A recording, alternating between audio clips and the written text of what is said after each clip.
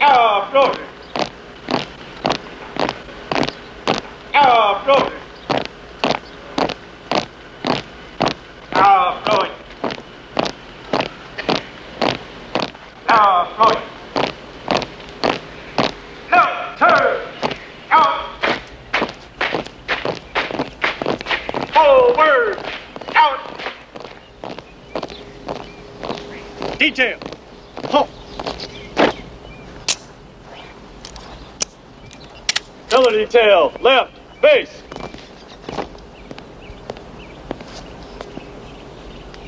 Iron attention!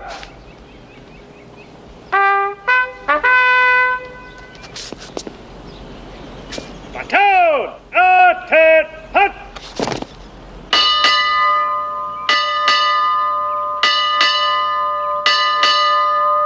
Colors!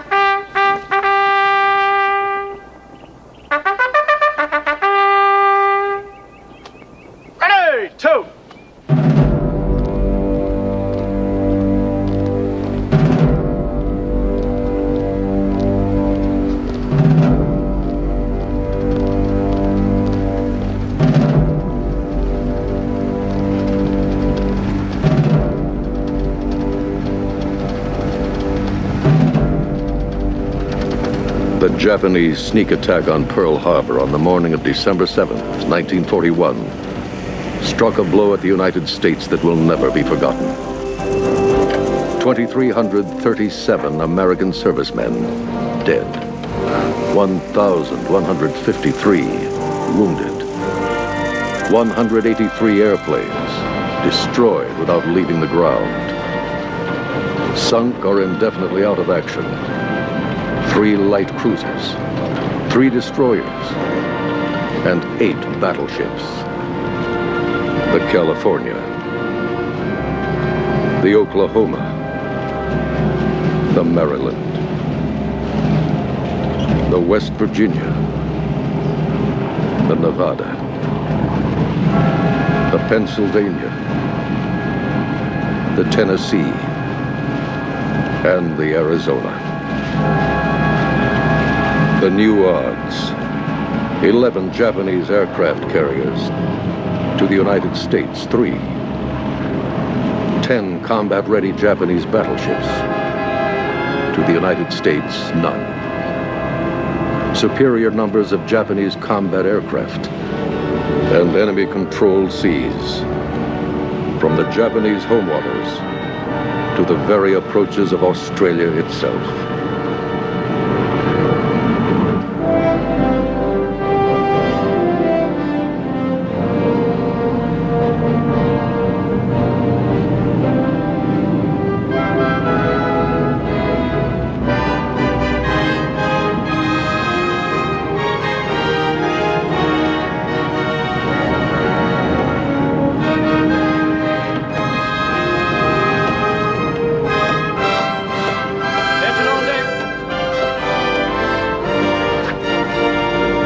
Permission to come aboard. Permission granted.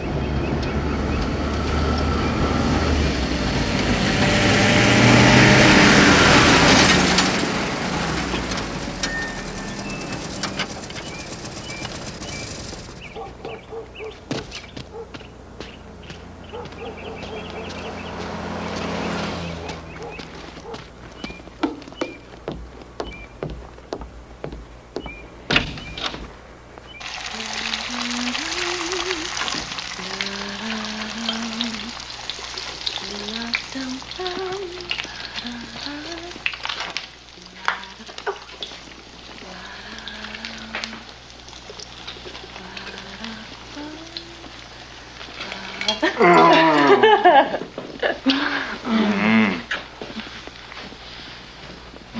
look great. You smell great. Oh, you haven't even looked at me. You're smelling fried chicken. It's been 5 days. Dad's here. That's nice. He's in the backyard with Vic. Oh, come on. Dad! Dad, look who's here. Hey, Warren. Hey, Dad. I almost visited you on the Enterprise today. I'm relieving the Northampton. Northampton? Well, that's great news. Can't believe it. My old man, skipper of our screen flagship. Congratulations, Dad. Thank you. Well, yeah, I stopped by the California shore office. These just came in.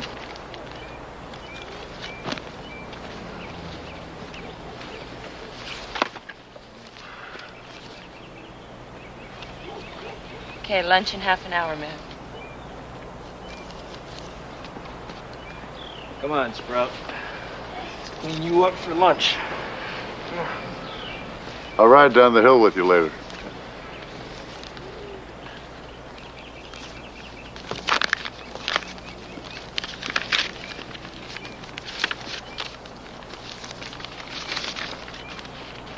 My love, I hope this will somehow reach you. There's news. The BBC has asked my father to make a sort of Phileas Fogg broadcasting tour clear around this tortured planet of ours, touching the main military bases. When he told me about it, I only heard 2 words: Pearl Harbor. I know you were supposed to write to me first, but for all I know, your letter or cable will come next week, and I'll be gone.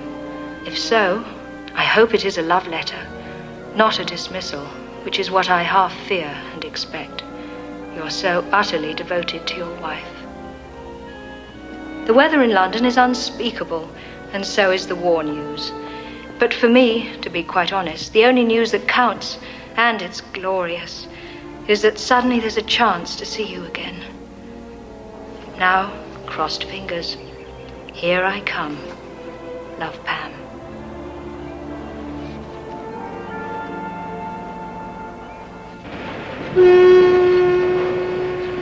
From the Chief, Bureau of Navigation, Captain Victor Henry, Detached Commanding Officer of the USS California, BB-44. To relieve Commanding Officer of the USS Northampton, CA-26.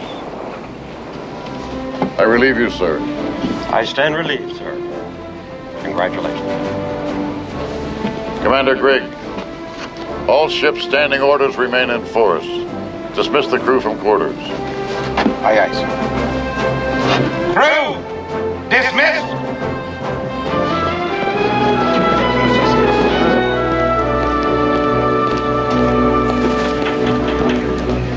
Hey, Gene. My father's ship. New command.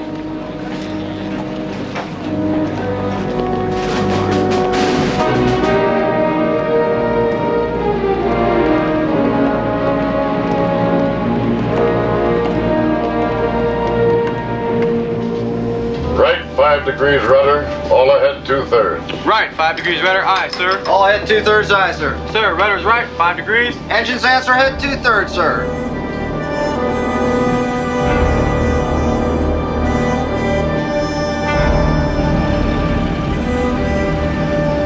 Gentlemen, I want to bomb Japan. I want to strike them at once. Anyway, as soon as possible. I want to be able to tell Churchill when he arrives that such an airstrike is in the works. Mr. Secretary of War? Mr. President, such a token raid at this stage will be very difficult. And very costly, sir. Not a token raid. I said strike. I want to hurt the Japs, shake them up, give them something to think about beside running wild with victories in the South Pacific and East Asia. Disrupt that timetable of theirs. Mr. President, with our present bombers, our closest air base in the Aleutians is out of range of Japan. I've been studying the maps. How about striking them from North China or Siberia? If these governments will agree, sure, Mr. President. The logistics are formidable, sir. And will take months? But then we can hit them hard. How about a carrier strike? When ordered, Mr. President. At once? Zero possibility of surprise, Mr. President. Against overwhelming odds. The Japs know our carrier strike range. 300 miles. Their land-based bomber patrols cover the sea approaches far beyond that. And that sounds like a suicide mission. No, I want a surprise. A jolt to the Japs and a psychological lift to our people and our allies. But a victory. Those aviators must have a good fighting chance. A way will be sought and found, Mr. President. Fast. Fast. Splendid, General. Now, gentlemen, sit yourselves down.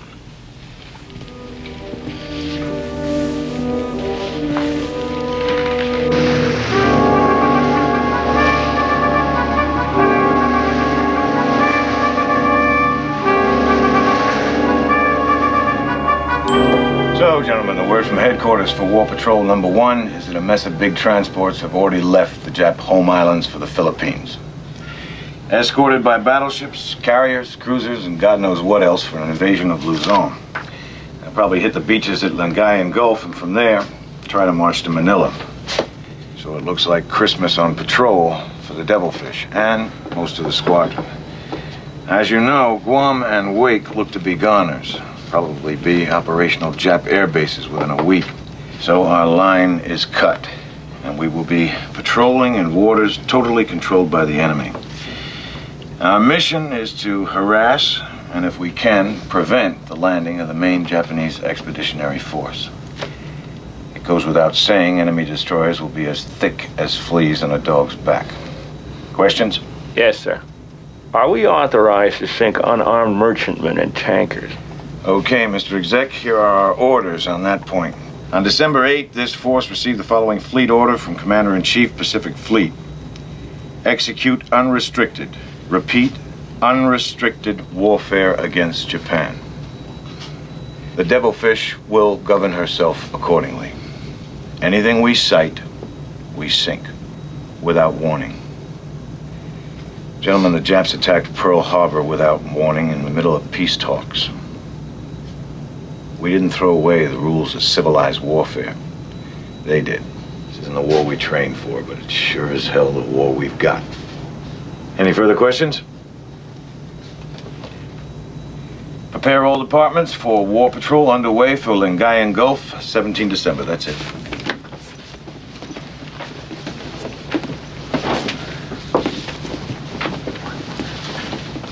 Byron. Sir. Congratulations on your transfer to Submarines Atlantic. I got the dispatch from headquarters just now. Signed by Admiral Hart. Sorry to lose you.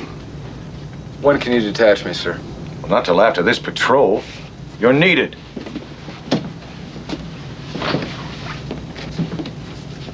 What's his problem? He disapproved my request, didn't he? I changed his mind. Thanks. Yeah. But you're wrong to go, you know. Our war's out here. Lady, my wife and kid may be caught in Europe. I know, but even if they are, what can you do about it? Well, for starters, I can be 10,000 miles closer.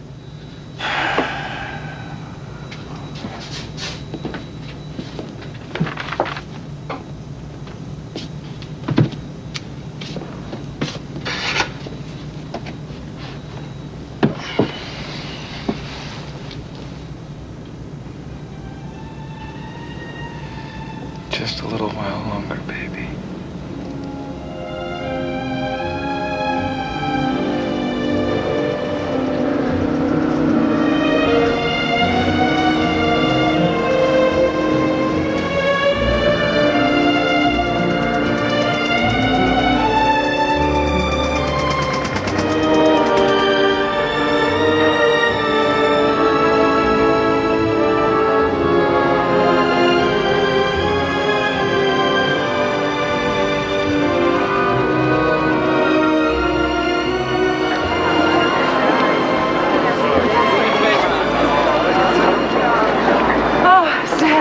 time. Are you enjoying the sun, Professor? Well, what there is of it. I altered my dress, Natalie. Would you like to try it on? Oh, thank you, Any news from the rumor department about our getting away, Mrs. Olewski? Just the usual. Nothing definite. According to Avram, we should have been in Palestine by now. What are you working on, Professor? This won't just a diary. Something to pass the time while we wait and wait for us to sail.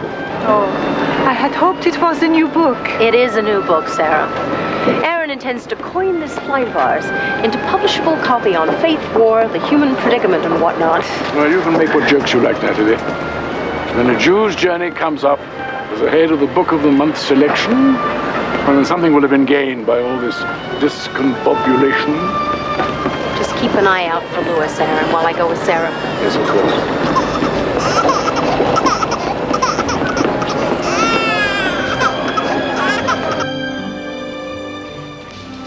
Perfect, Sarah. I really do love it. I bought it in Paris, spring 1938. Seems like ages ago. I'll have to pay you for it. Whatever you think it's worth. Yes? Avram. Mrs. Henry, I was looking for your uncle. Well, he's up on deck. New dress. Oh, yeah, it's Sarah's. I'm buying it from her. We'll talk later, Natalie. I should be going.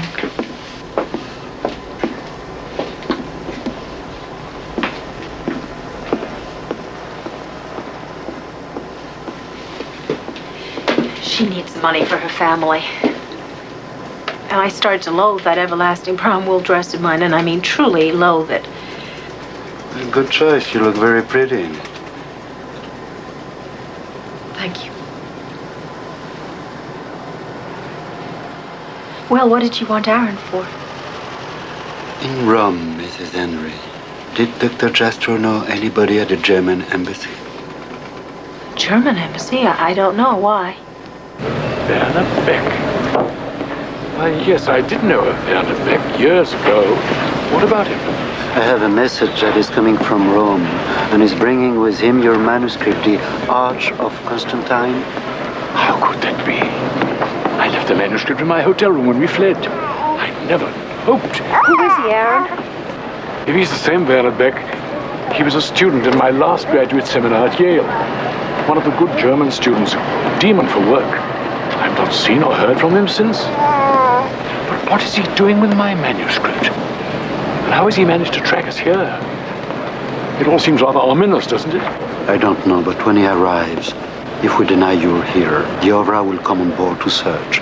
They do anything the Gestapo wants. When is he due here? Very soon now.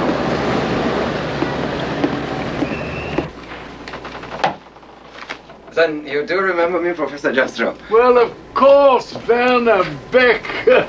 Yes, you've put on a bit of weight, that's all. Yes, far too much. Well, here's the Arch of Constantine. I can hardly believe it. Natalie, do you see? It seems to be all here. Oh, Werner, I can't thank you enough. Thank you, thank you, thank you. But how on earth did you happen to come by it? I found it in your hotel room at the Excelsior. How did you know we were there? And how did you find out that we'd come here? Please, Mrs. Henry, the Gestapo, of course, has a list of all foreign nationals staying at Rome hotels, and the Ovra reported to the Gestapo that you had boarded this vessel. Then you're in the Gestapo.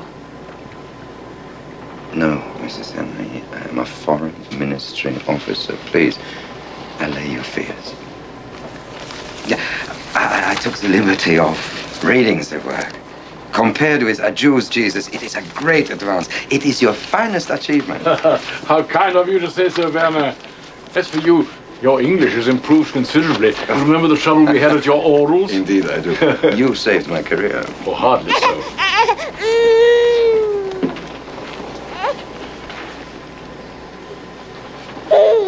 Your child is not well, Mrs. Henry? He's catching a cold. Oh, that is too bad. I was hoping that you and the professor would have lunch with me at the Grand Hotel. They say it has the finest dining room in Naples. Leave the ship? Surely you're not serious, Dr. Beck. Why not, Mrs. Henry? I thought you might enjoy some good food and wine. In a few days' time, you and your uncle will be starting on a long, rigorous journey. A few days? That's more than I know, and I've just come from the harbor master. Oh, that's no information. Now, I have police passes for you both, and it really is quite safe for you to come ashore with me. There is much to discuss. Werner, what were you doing in my hotel room? Professor, when Mussolini declared war, I thought I'd better offer you my help. Now, suppose I withdraw so that you can talk it over. I hope to see you at lunch.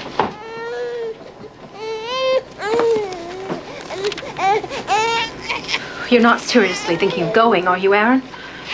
I'm certainly not. What do you think, Rabinovitz? I don't know. Well, I've always been a clumsy old dunderhead, so I may as well follow my nature. I think I shall go and take lunch with Werner Beck. By all means, Aaron, enjoy your lunch. Maybe some of his Gestapo pals will join you and make things jollier. Find out all you can about our departure. Yes, of course I shall. Natalie, if I don't come back, at least you'll be rid of one of your millstones, won't you?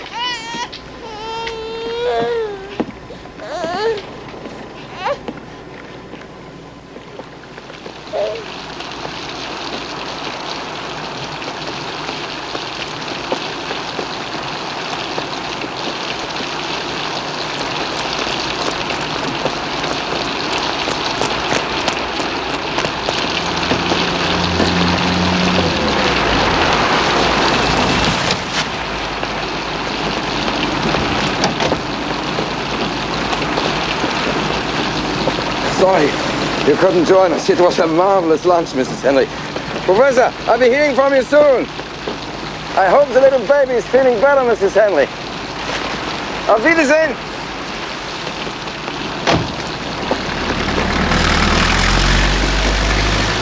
Well, my dear, I'm back, you see, like a bad penny. Thank God for that.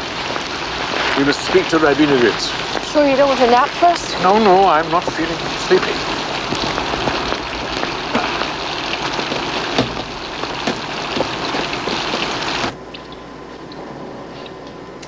So, was it an interesting lunch, Professor? Rather interesting, yes, it was. To begin with, your Turkish captain betrayed you. He reported our presence here abroad last week. The harbor master decided to notify the Ovra in Rome about the examination of the American fugitives before letting you go, hence the machination. What about leaving? Still a few more days, he says. And he gave me this. Those are the Italian police regulations for the American internees to be sent to Siena to await exchange there. As it happens, my home is in Siena. My staff is still living there.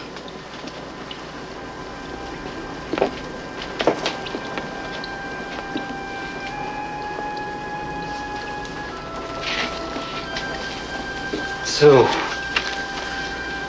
you've made up your mind. You're getting off and going to Siena. I told Werner it's entirely up to Natalie. If she wants to sail with you, I'll sail too. If she prefers to go back to Siena, I'll go back there with her. I see. Very nice. And what did Dr. Beck say to that? No, Werner said that as a mother, he was sure that Natalie would decide wisely. But he did ask me to point out to you, Natalie, that for us the risks of this voyage are pointless and intolerable. This ship is not even seaworthy. The refugees will be entering Palestine illegally. The Syrian mountains are full of bandits and hostile Arabs. Why take such chances when we are perfectly bona fide Americans with our papers all in order? He's trying to keep you here. Why? No. I think he's just hoping to help his old teacher.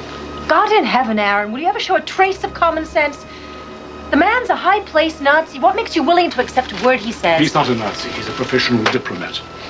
He regards the party as a pack of gross, ill-educated opportunists. Their anti-Jewish policy appalls him. However, all that is neither here nor there. I stand by what I said before. Whatever you decide to do, of course, I will support you to the fullest. Come in.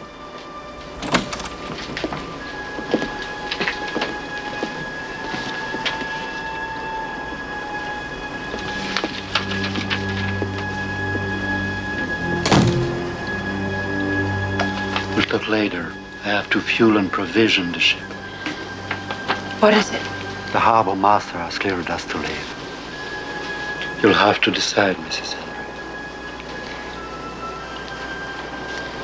Come with us, Natalie. You'll be safe and free, you and your baby.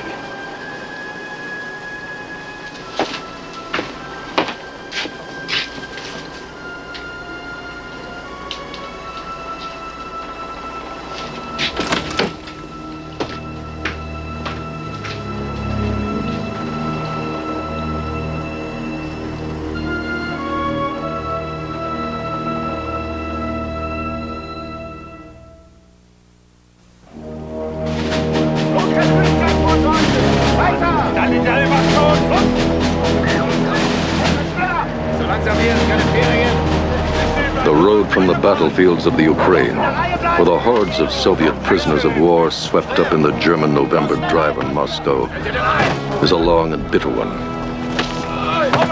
On this forced march of more than 100 miles, with the barest of starvation rations, death from exposure and brutal treatment has already taken a heavy toll. But for Beryl Jastrow, Aaron Jastrow's cousin and fellow yeshiva scholar, this is an old and familiar road. Part of a labor draft culled from the sturdiest of the Russian prisoners. They are bound for a place near the village of Jastrow's youth, Auschwitz, a place that takes its name from this village. But now, since the occupation, a place called Auschwitz.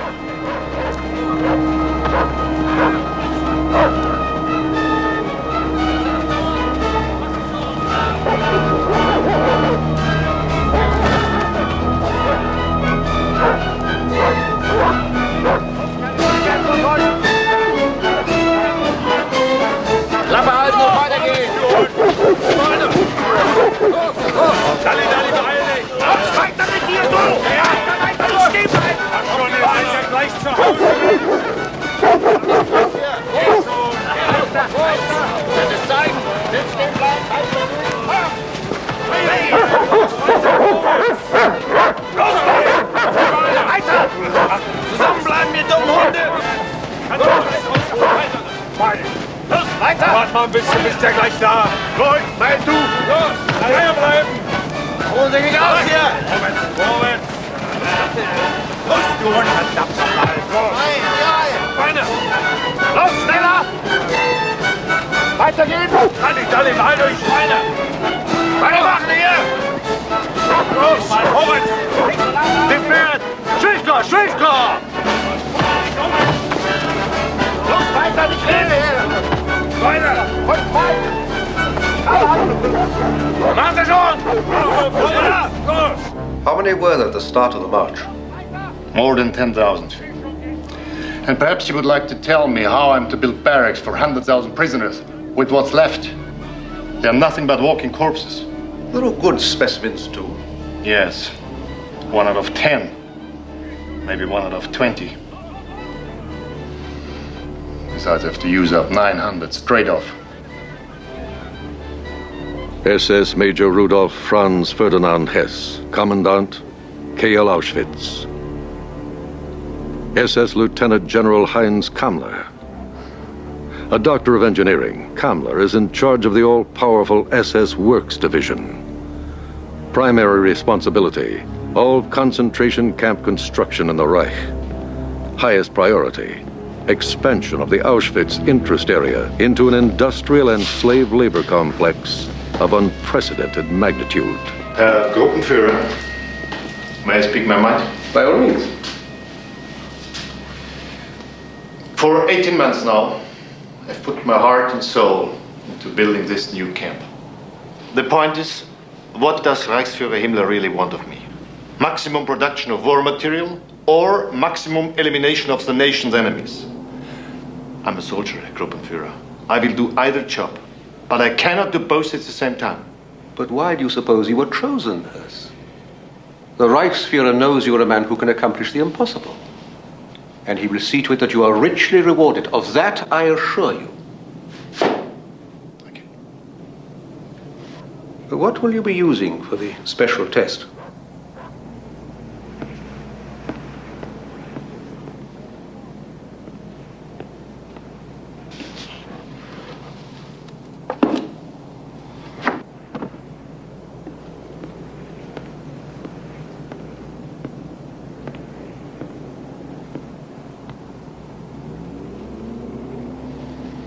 Cyclone B? An ordinary insecticide? So simple. Standard camp issue for fumigation. Cyanide base. Of course you're aware we will have to process hundreds of thousands. Eventually millions. It's the Führer's will. Will the new material work on such numbers? I believe it will. We have already tested it on smaller numbers. Besides, what is the alternative? The carbon monoxide they used to Treblinka was preposterous. I could have told them that. Messy, wasteful of fuel. And shooting on such a scale, the psychological effect on the execution squads would be unendurable. Besides, the Reich has better uses for the ammunition. So, you will be testing on 900 POWs. And on the camp records, what? 900 political commissaries. When? Christmas Day. You won't be ready any sooner. Anyway, what do godless Bolsheviks care about Christmas?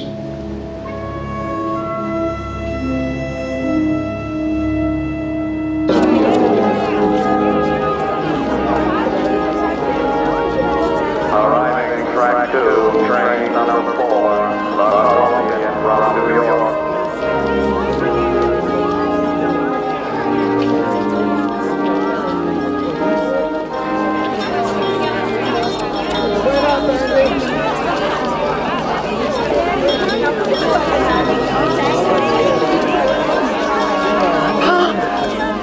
Departing track number 4. Palmer, here.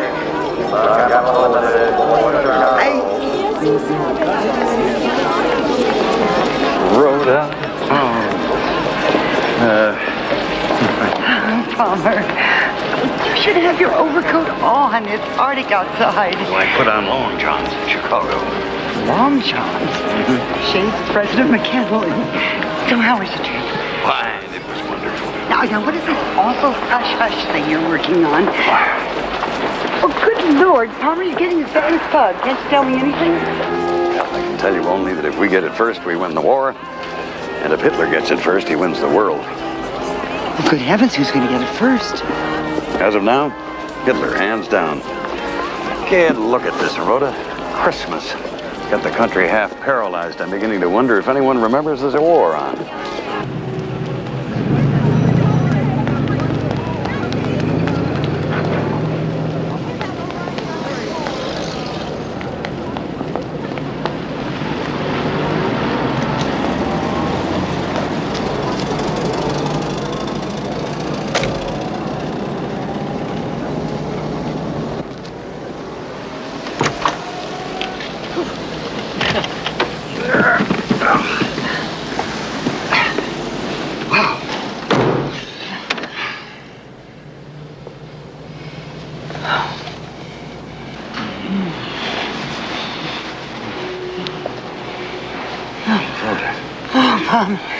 Oh, Palmer, dear.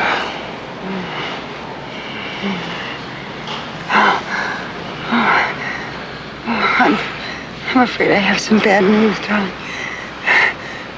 Madeline's here. Madeline? Since when? She dropped in on me from New York this afternoon. How long is she staying? Just for the holidays. Oh.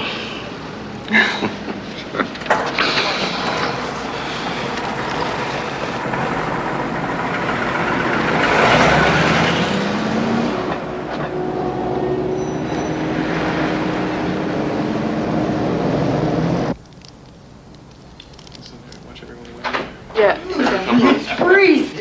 Hi, Madeline and Simon. Hi, Mom. What's this a drink? Okay.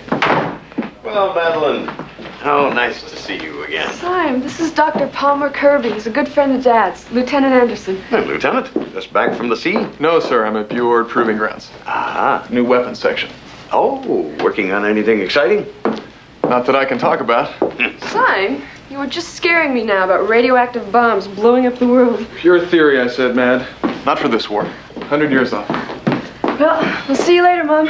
Come on, Simon. Feed me. Well, aren't you two going to eat here? There's plenty. We're going to grab a bite before the movies. Oh, well, have a nice evening. Bye-bye. Bye. It's very cold out there. Good night. Night.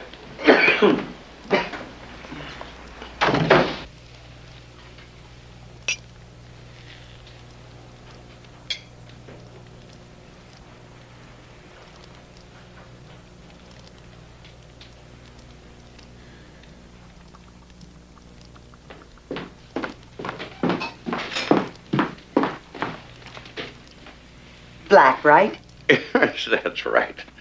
Oh, Rhoda, you certainly know how to spoil a man. Why, thank you, Palmer.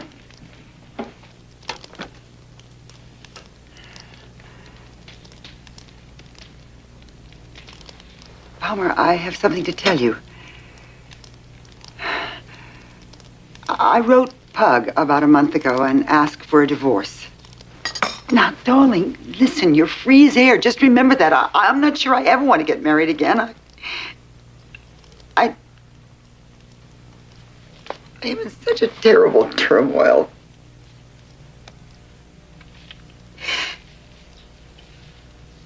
You see, when he got to California, I thought he might ask me to come and set up house in Honolulu. I simply couldn't face leaving you, so I did it, and now it's done. What reason did you give him, Rhoda? I simply told him we'd been seeing each other, and I'd fallen so hopelessly in love, it was wrong not to tell him.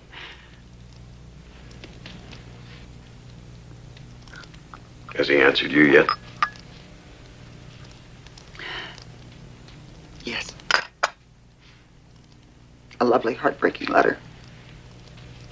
Let me see it. Are you sure that's what you Please, want? I want to see it, Rhoda.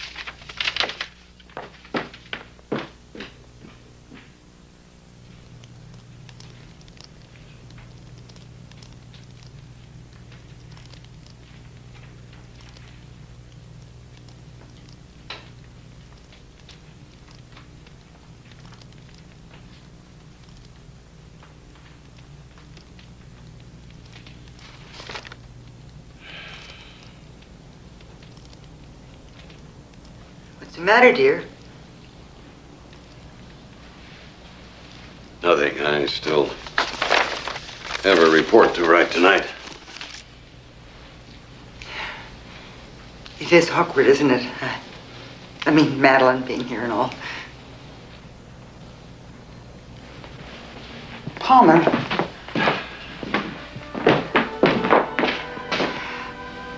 Palmer,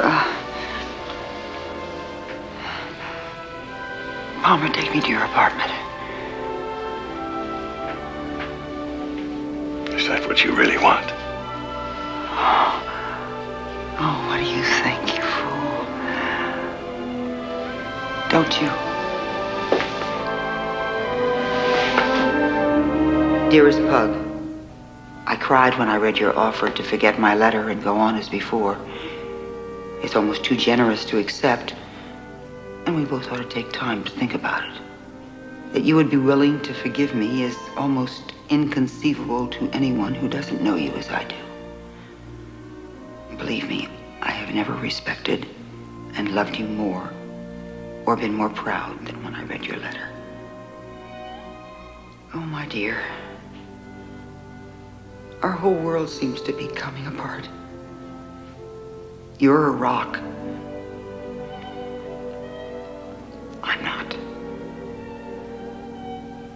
Please try to forgive me, and maybe we can still pick up the pieces. But for now, life has to be clear and simple for you. Beat the Japs. Beat Hitler. All my love always, Ro.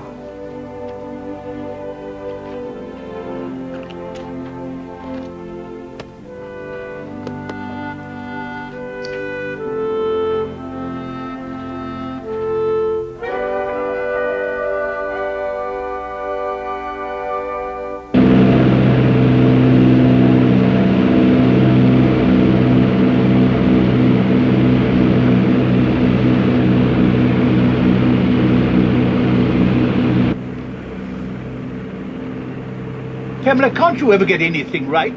I never said that. Oh, perhaps I did. Oh. This is going to be worse than Ceylon. We're going down into a bloody inferno. Looks like a peaceful little inferno to me.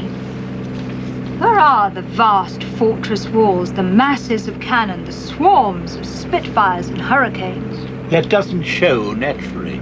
Believe me, this little green scorpion of an island down there packs a hell of a sting. Prepare to land. Please prepare for landing at Singapore.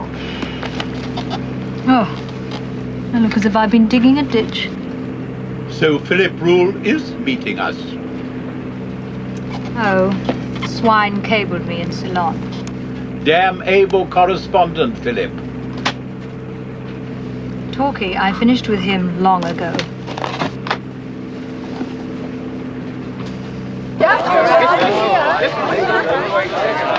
Qantas Flight 23, arriving at gate number 5. Hello, Tudsbury. Philip, just in time. How are you, Tudsbury? Welcome to the bastion of the Empire. I'm overwhelmed. Well, don't be. They grow by the roadside. Mr. Alistair Tudsbury. Yes? Air Chief Marshal Brooke Popham invites you for a tour of the island's defenses before your broadcast Oh, this evening. I accept. My car will be waiting for you, sir. Outside customs. You do rave with the high brass talking. Imagine a mere journalist being offered such a tour, eh? What on earth happened to your hand, Philip? Why, when on manoeuvres with the Argyll and Sutherland Highlanders. Got bitten by a centipede. It was a nasty brute, about a foot long. Didn't know whether to kiss it or kill it. Still playing your Hemingway act, eh? Nasty, nasty, Tudsbury. Come on. I'll whisk you through formalities, and then I'll book you both into raffles. What are you sending to the Express these days? My sources have it, our lads are smashing the Japs on all sides. Now, that's the official line talking. But the rumours filtering down the peninsula aren't quite so rosy. The Tudsbury.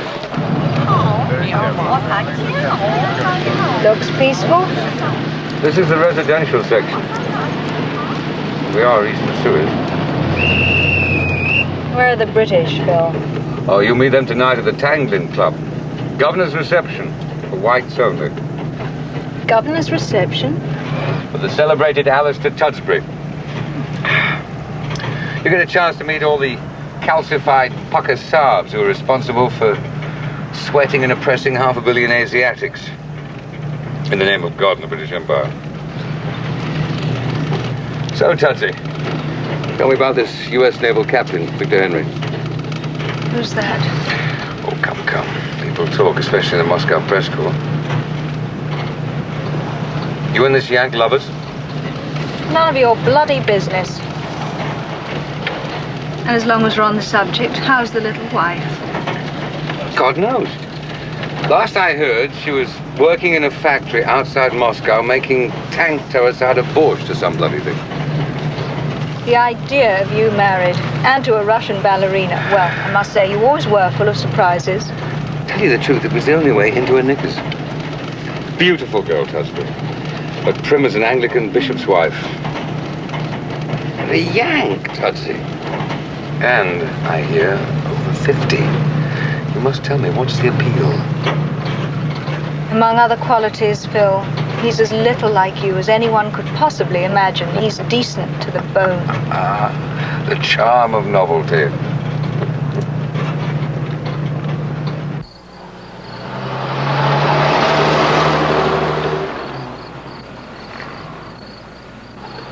This war will be won, though it may well entail further grisly sacrifices for mankind.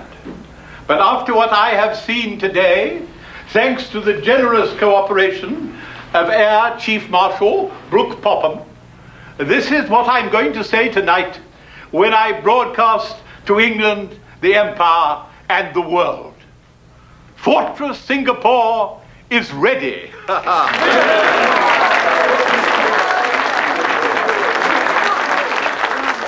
Fortress Singapore doesn't expect a tea party, but it is well prepared for its uninvited guest.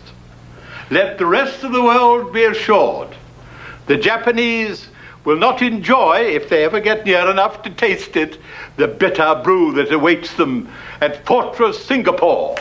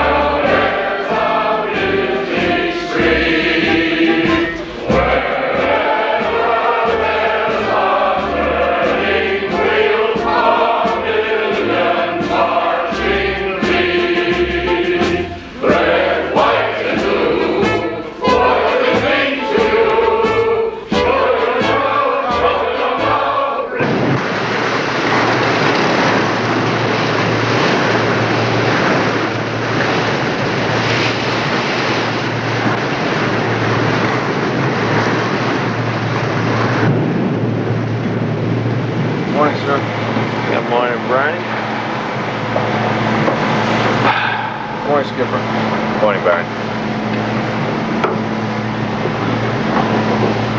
Not much longer till Lingayen.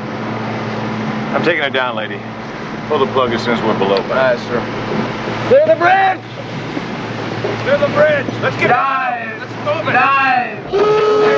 Let's get forward! Watch from the other side! Watch it! Get forward!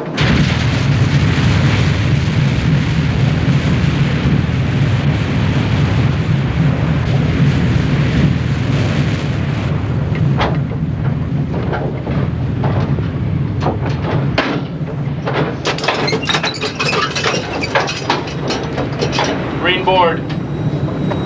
Lead air. Secure air.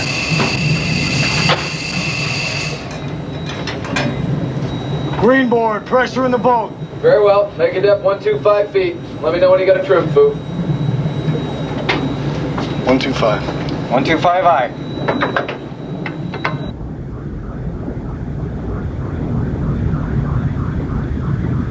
I'll relieve you, Bernie. Stand relief, sir. I want you to go forward and check the new torpedo exploders. Aye. Flow negative to the mark. Bridge service secured, sir. Very well. Give me a 9-degree down, Bob.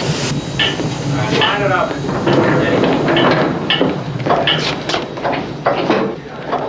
Hey, guys. Hello, sir. How we doing, Hanson? Ready to load all 6 bow tubes with warheads, Mr. Henry. All fish routine. Exploders are ready for insertion. Well, let's get at it. Booster well, and insert the booster.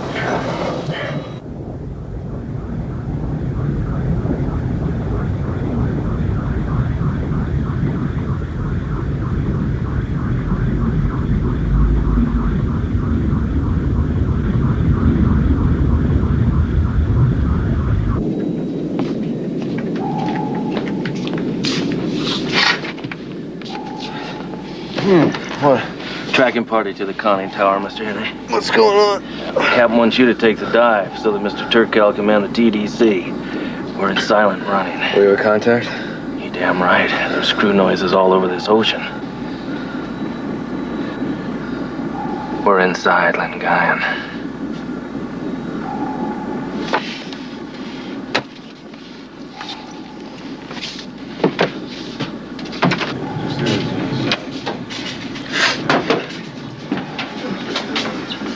Lady, when did all this break? We picked up these clowns on sonar at about 9,000 yards. All of a sudden, we must have come out from underneath the thermal layer. I want you to take the dive. I'm going to go back up to the conning tower. Very well, I relieve you, sir. And I stand relieved. We're at 125, running silent, all ahead 1/3. And for once, Foof left you with a good trim. Sure sounds like a mess of them. Yeah, like the whole damn Jap landing force.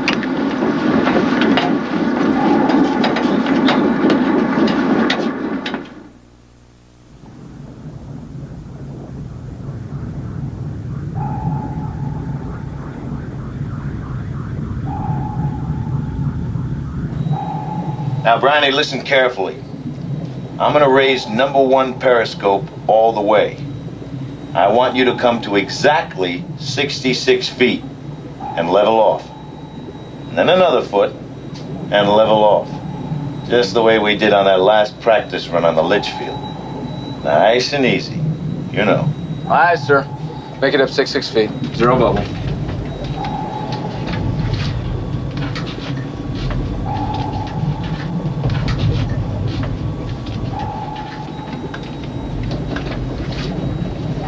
Six feet, sir. Very well. Up scope.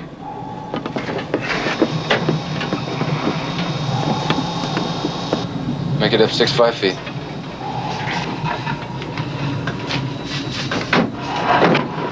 Six 5 feet, sir. Very well. That's it. Hold it. Wow. Unbelievable. Mark. 045. Leading AP, Mark. 046 1/2. Second AP, Mark. 044. Third AP, Mark. Downscope. 042 1/2. Target angle on the bow, 40 starboard, range about 10,000 yards. TDC will track the first transport. Give me the normal approach course, all ahead standard. This is the captain. We've got 3 big transports in column, screened by 3 destroyers off our starboard bow. The rising sun is flapping plain as day on all of them. This is it. Flood the bow tubes.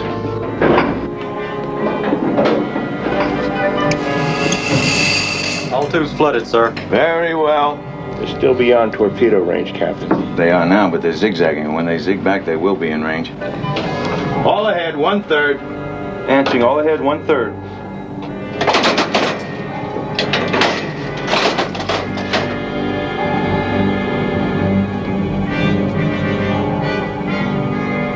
Up scope.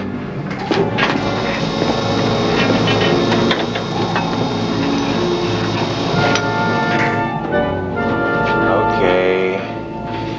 Here they come. They're zigging back. Get ready to shoot. Still in outside range, Captain. I'll use slow settings then. I'm going to shoot. Open outer doors. Lead transport bearing. Mark. 350. Range. Mark. 4,500. Down scope. Angle on the bow. 70 starboard. Now all hands. I intend to shoot 4 bow tubes at those 3 big overlapping transports.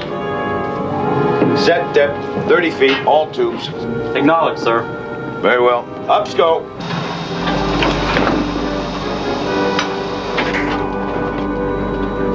Target bearing. Mark. 352. Range. Mark. 3,500. Down scope. Angle on the bow, 90 starboard. Solution light. Shoot any time, Captain. Fire 1. Speed 1, firing electrically. #1 firing electrically, sir. Fire 2. #2 firing electrically, sir. Fire 3. #3 fired electrically, sir. Fire 4. Number 4 fired electrically, sir. All fish running toward target, sir. Very well. Up scope.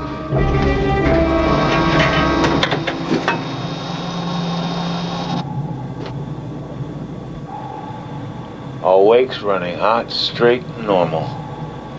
Beautiful. Down scope. 19 seconds to impact, Captain.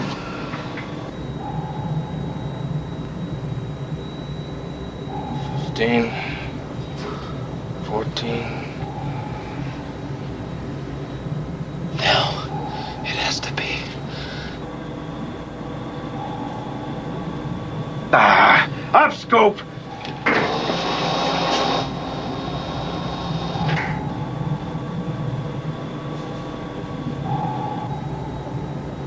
Scope's been up 14 seconds. Down scope. 4 misses. Lady 4. These 2 wakes had to go right under the lead transport. They've spotted the wakes. That near destroyer's coming right at us with a hell of a bone in its teeth. All ahead full. Answering, all ahead full, sir. Brandy, emergency. Give me 250 feet. What's he talking about, Mr. Henry? Lingaya's no deeper than 170. We're gonna hit bottom like a ton of pricks. All hands. Rig for depth charge on the double.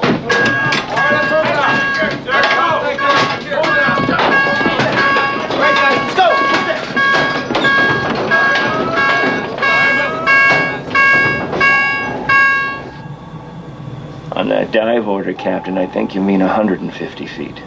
That's about down to the mud here. Oh, right. Thanks, lady. Byron, make that 150 feet. 150 aye, sir. Passing 100 feet. Make it up 150 feet.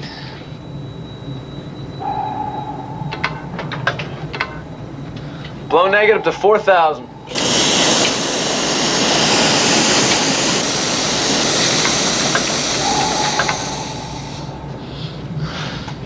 $150, sir. Well, what course, Captain? Course? Oh, yeah. Phew, you're evade, eh? Left full rudder. Come to, make it, 270. Left to 270, sir.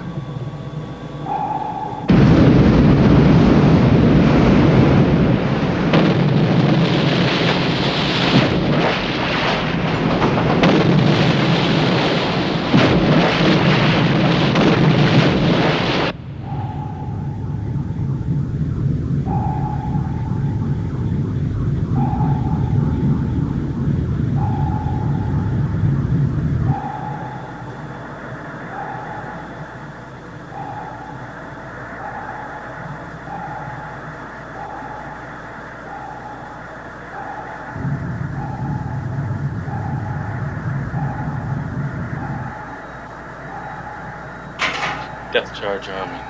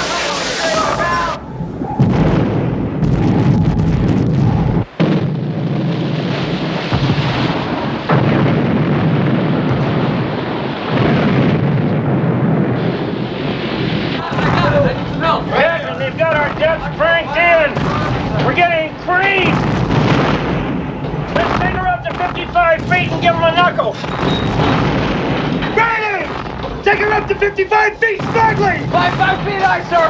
Give me a 10 up, Whitey, no more. 4 degree down as we pass 60 feet.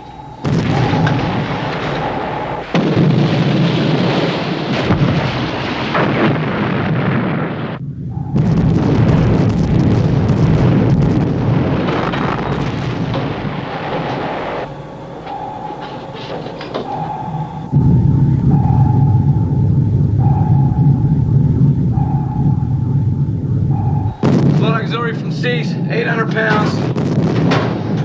Leveled off at 5 feet, sir. Very well. Everything okay down there?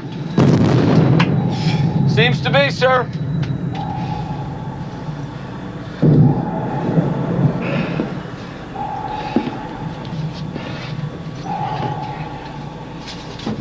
Now all hands.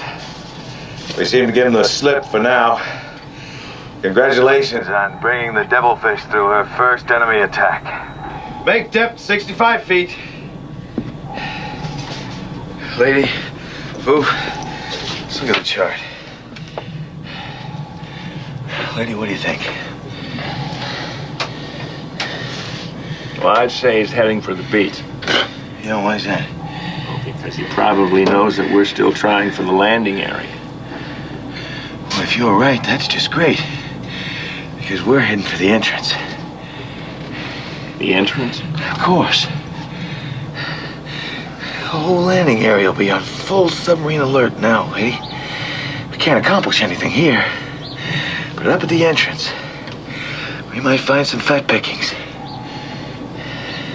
All right. Foof, you relieve Briney. Lady, you and Briney, take a look around the boat. Let me have a full damage report as quickly as possible. Lady? Aye, sure.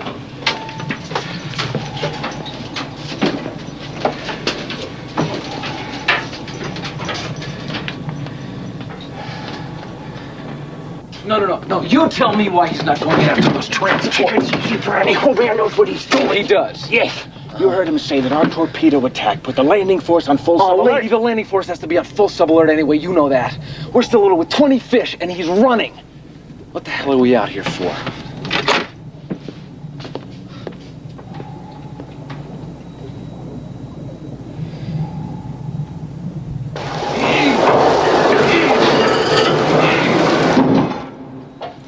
He's zigging again. Range 6,500. Steve, ready to relieve. He's back with us. We're at 80 feet and 1/3 speed. Very well. I'll relieve you, sir. I stand relieved. Sonar's got him at 6,000 yards. He's already completed 2 tight squares. It looks like he's about to take a wider sweep. What do you think, Chief? Well, it's a pretty dark ocean up there, but if he carries out the right search pattern, he could pick us up again. Range 5,000 in closing. Lady, let's take a look. Steve, keep feeding plot. We're going below. Aye, sir.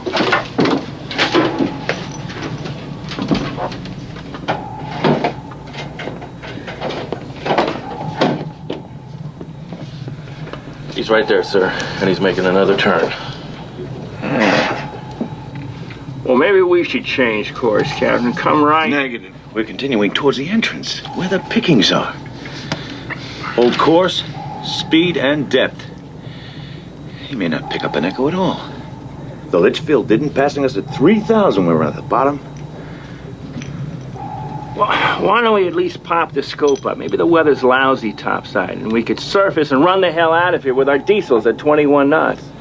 The batteries are pretty low, Captain. How much juice left for underwater invasion? Damn it, lady, what if the weather isn't lousy up there? We're up moon from him. Even our attack periscope might show up in his binoculars. He's turning towards us, sir. Well, maybe he picked up a school of fish. Or something. Range 4,000. Speed 30 knots.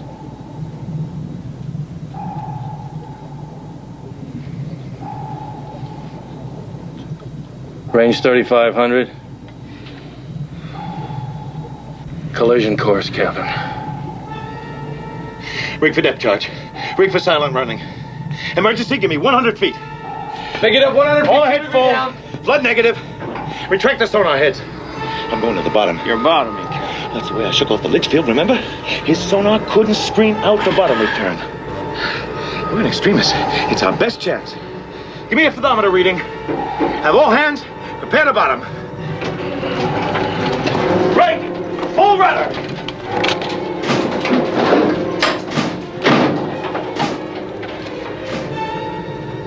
Will it work?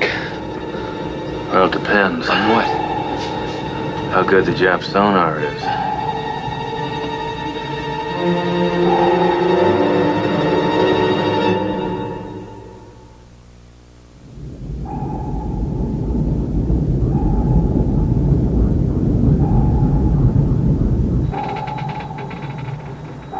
All right, level off.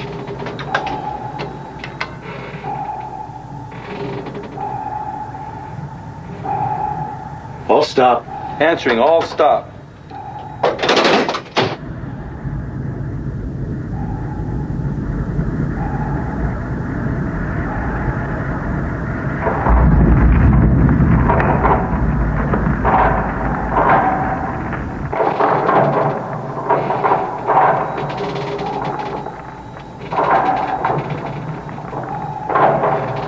On the bottom, sir, at 97 feet.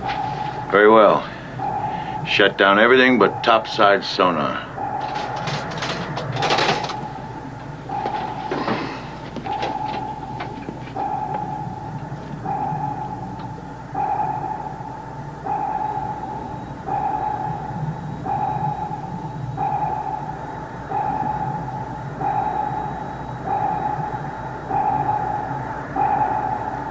Topside sonar reports is dead overhead, Captain. It's too close for a good bearing now.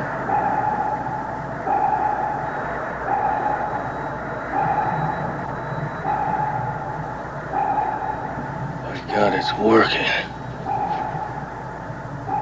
He's gone by us, sir.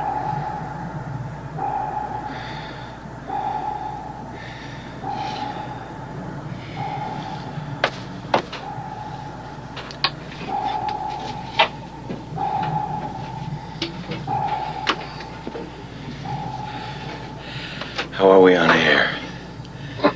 40 hours, Captain. Okay. We'll just lie here until he fades off.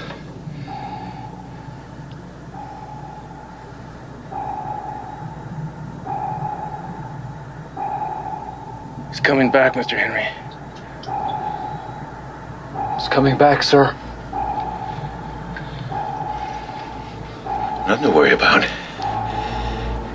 Nothing to worry about down there. Bottom return blanks out his sonar. We know that now.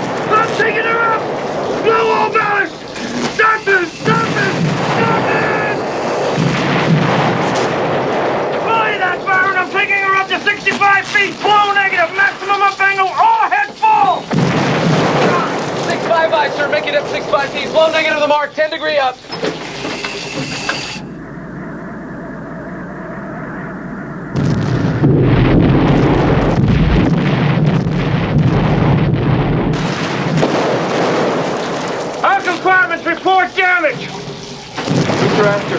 High-speed propellers, they're approaching from the entrance. One bearing 300. The other bearing 120. Speed 20 knots. Mr. Astor, 2 more destroyers.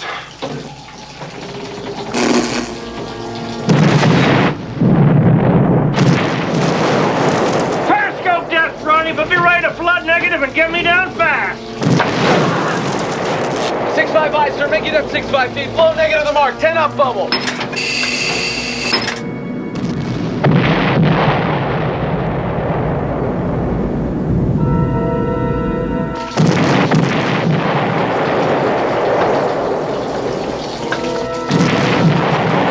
Level off at 6-5 feet.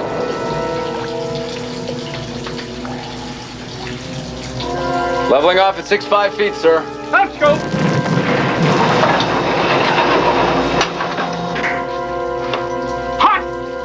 It's raining, it's pouring. We're right in the middle of a damn squall. Black as a cow's insides.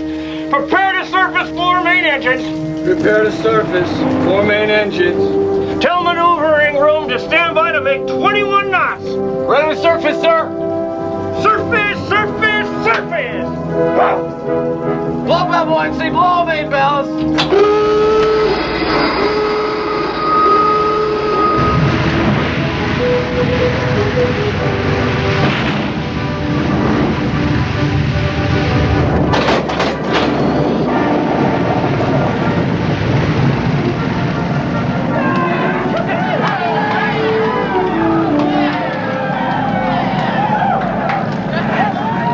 Lay out with the conning tower on the tower.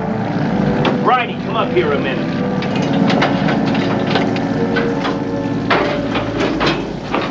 What happened? He got knocked off his feet in the darkness. I just wanted you to see why I was giving orders. Is he all right?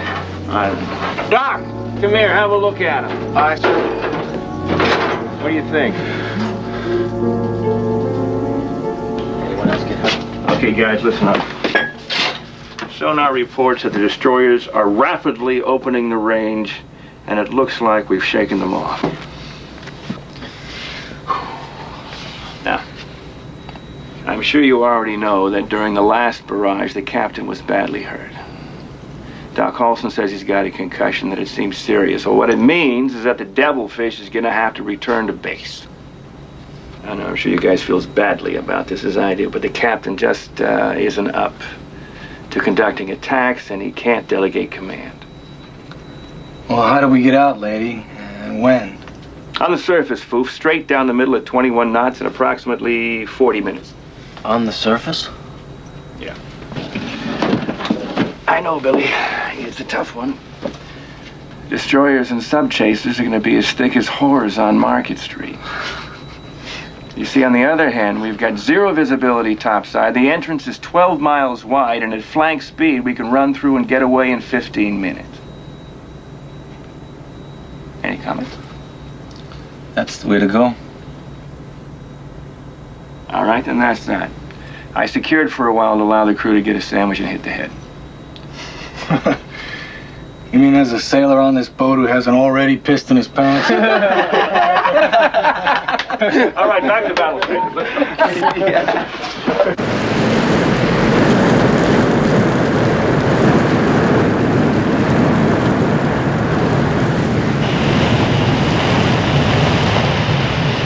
They're passing through the entrance right now, lady.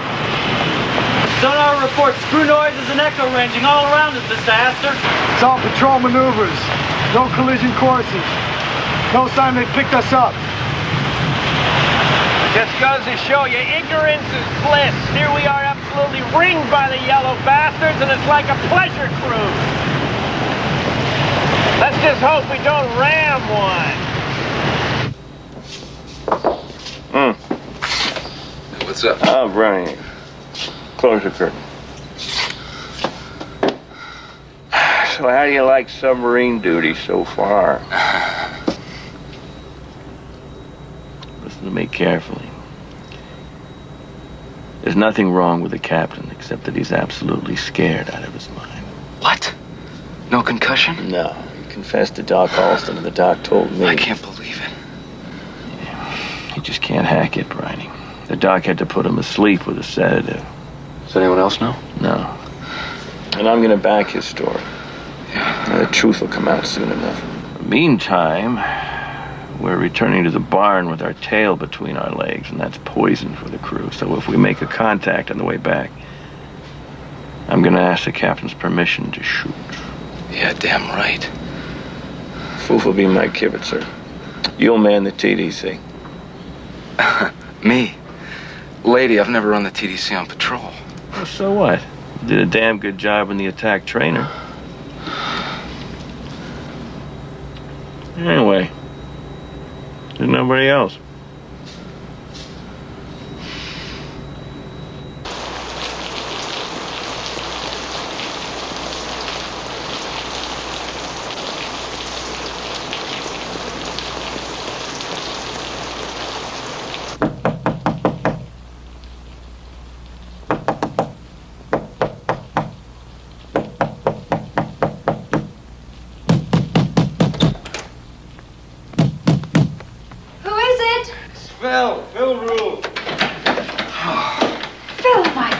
Pam, this is Major Denton Sharp. How'd you do, Miss Tudsbury? Come in. Do you have any brandy? Major Sharp? Yes, please. Bless me, Phil. You're drowned. Major Denton Sharp, Alistair Tudsbury. My dear fellow. Penang has fallen. We've just come from there. That far south. All Malaysia's falling. It's a rout. I heard some of your broadcasts up country. Criminal lies, Tudsy. How the hell can you still suck up to these incompetent, mendacious bastards who botched this job and lost the empire? Not that it was worth saving. I told the truth, Phil. Such as I could find out. Your truth is Rule Britannia drivel. You might as well let Government House make your dispatches. Phil, please. I say, jolly good brandy. Oh. Don't mind Phil, he's got the wind up. He's never been through a retreat like this. But Malaya isn't gone. We can still defeat these little bastards. Well, I don't agree with you there, Denton, but listen to him. At least he'll give you something real to report. Do you have a map of Malaya about, Tudsbury? Yes, of course. That hand looks awful. Yeah, I had some imbecile army medico lance it at Jastrow. Hope I don't lose it. Could have a touch of blood poisoning. I'm shaking all over. You always were a real hypochondriac. You've always looked naughty in a nightie. Then I shall put on my dressing gown.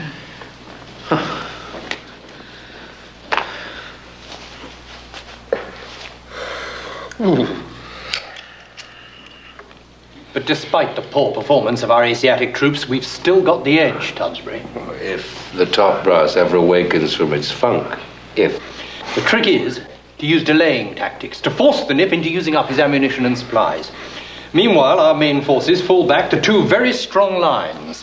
One here in Johor, and the other here, along the north shore of Singapore Island itself. Now, there's still time to build those defenses, what with a labor pool of nearly 2 million Chinese and Malayans. What are you talking about? The North Shore is impregnable. I've seen the defenses myself. Well, you're wrong.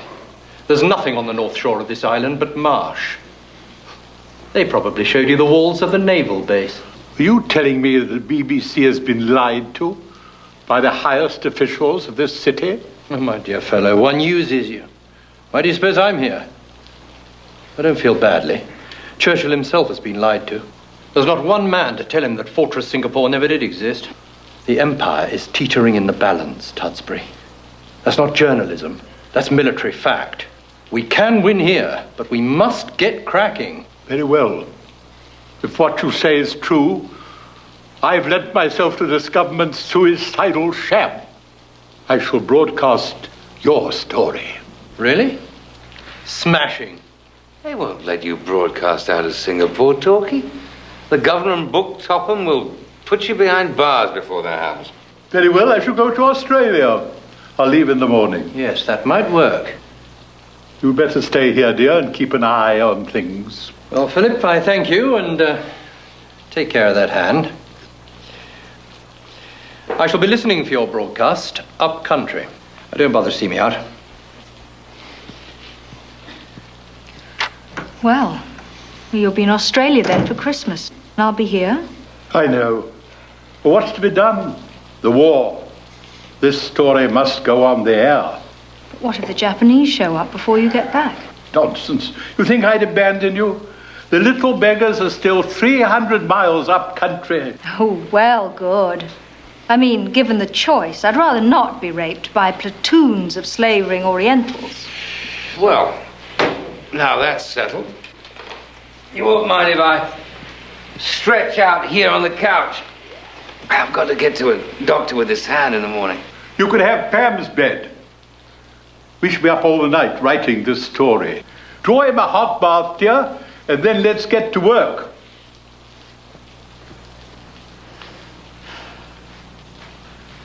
Follow me.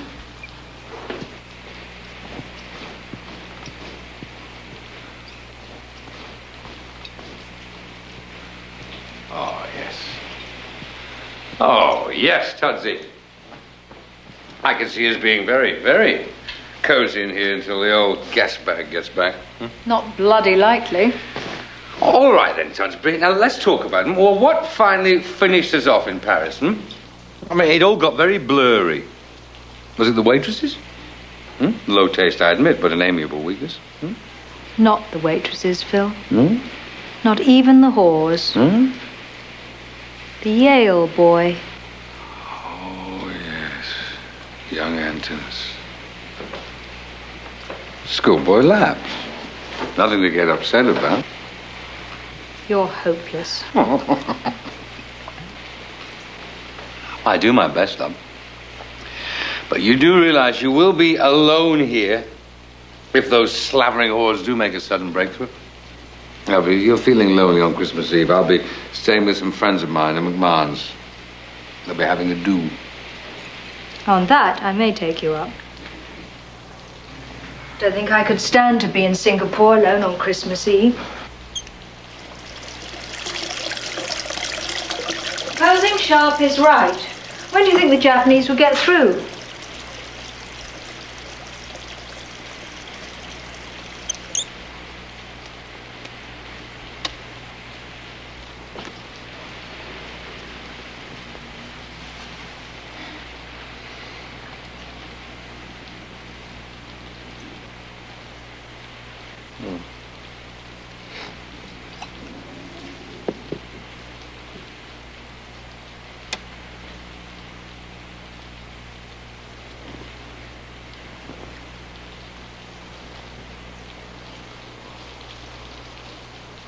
What the devil, Pamela? Come get at the typewriter. Let's go.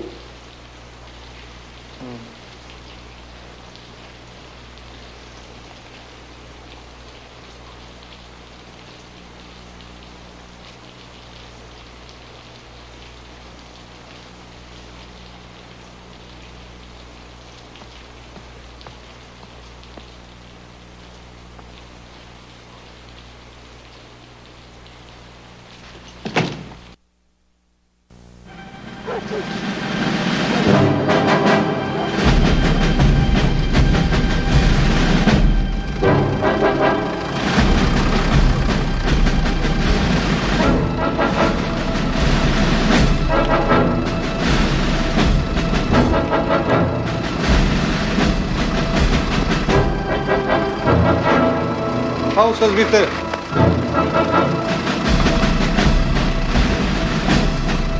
Danke.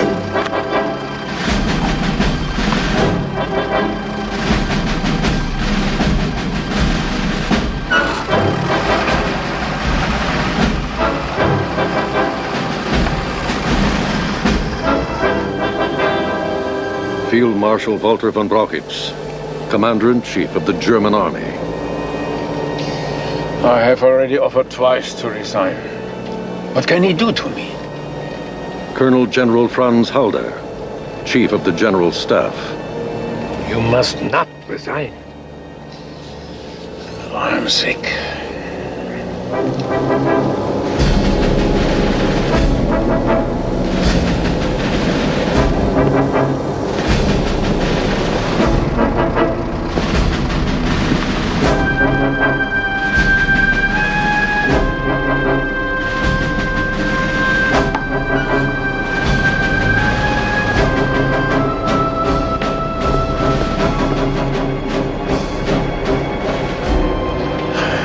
Yes, the most colossal mistake yet was to declare war on America.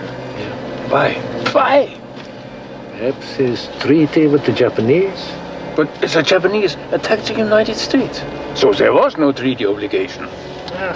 He is an adventurer. He acts on impulse.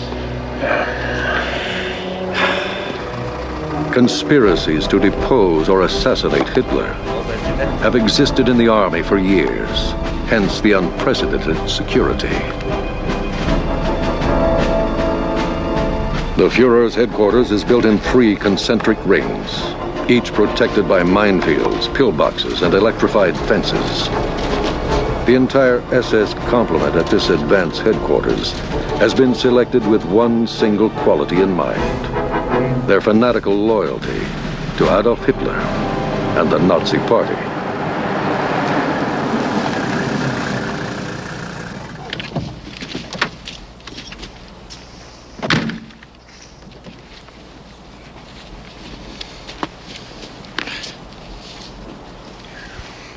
If only he would listen. Going on the defensive in the Soviet Union is the main thing.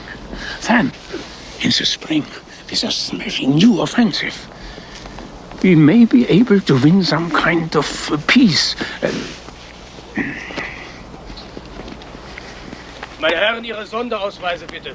Even the highest generals must display a special pass at this highly guarded complex. Danke. Good for one visit, and pass the personal inspection of Himmler's own chief of security and commander of the Hitler elite SS Guard. Who is responsible for this driveling nonsense? As ordered, mein Führer. The Eastern Front strategy to knock England out of the war. What has England to do with this filthy rubbish? General withdrawal in the east rear positions.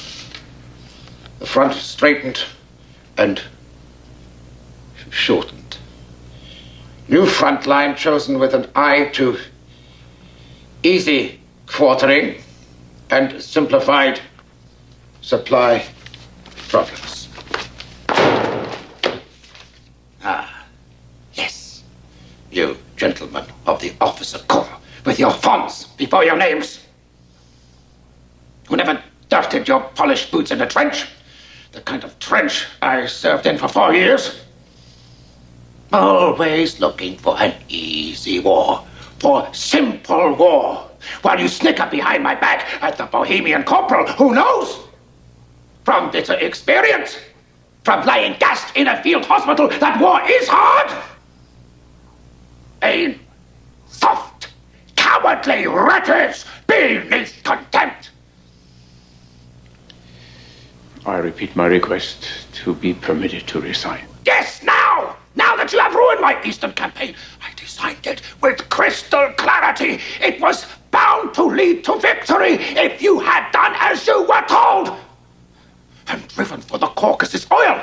But no, you knew better. You and your generals had to march on Moscow. You wanted your prestige successes. Fool! Weak! Nincompoop! There will be no withdrawal on the Eastern Front. Not 1 inch. Every German soldier will hold or die where he stands.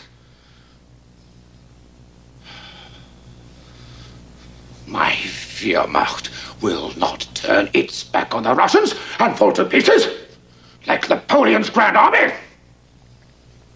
I beg you, let me resign. Resign! You are dismissed, Herr von Brauchitsch! From your post, from my armed forces, from all further service to the fatherland that you tried to betray with this treasonous filth!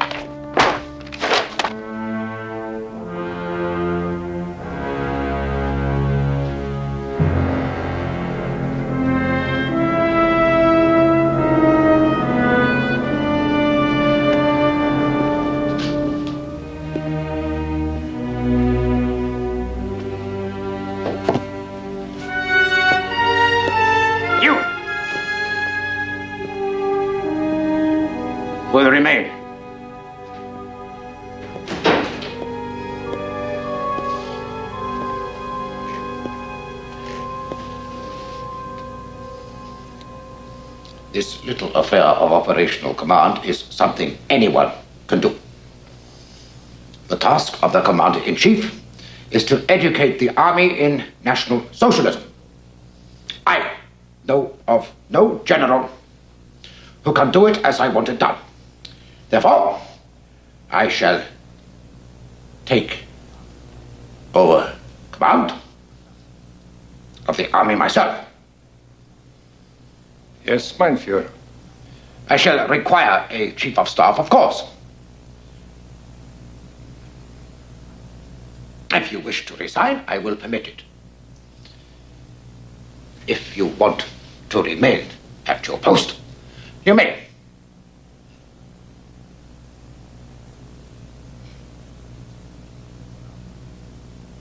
For now, that is all.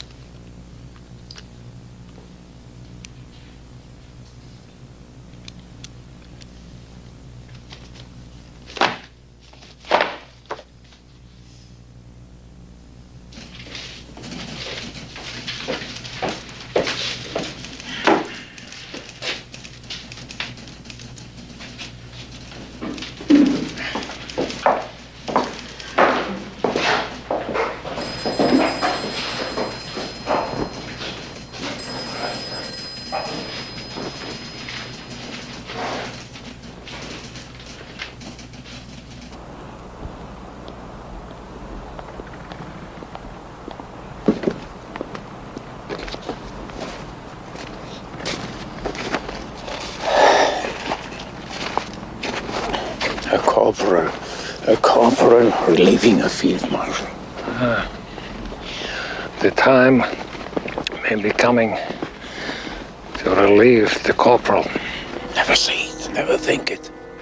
The time has passed. He is the fate of Germany, and fate cannot be stayed. I shall resign too. No. You are professional. He will listen to you. I'm the scapegoat for his Russian folly, and that so be it. For the sake of the fatherland, stay at his side. Try to curb the mistakes, the excesses. Hope for a turn in the tide.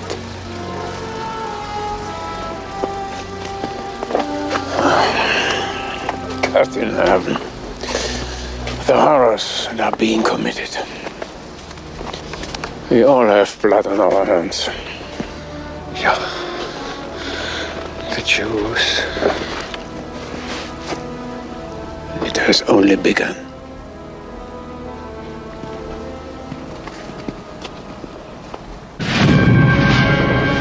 The British Empire staggers under worldwide disaster. The Japanese continue to advance down the Malayan Peninsula toward Singapore and land in Hong Kong.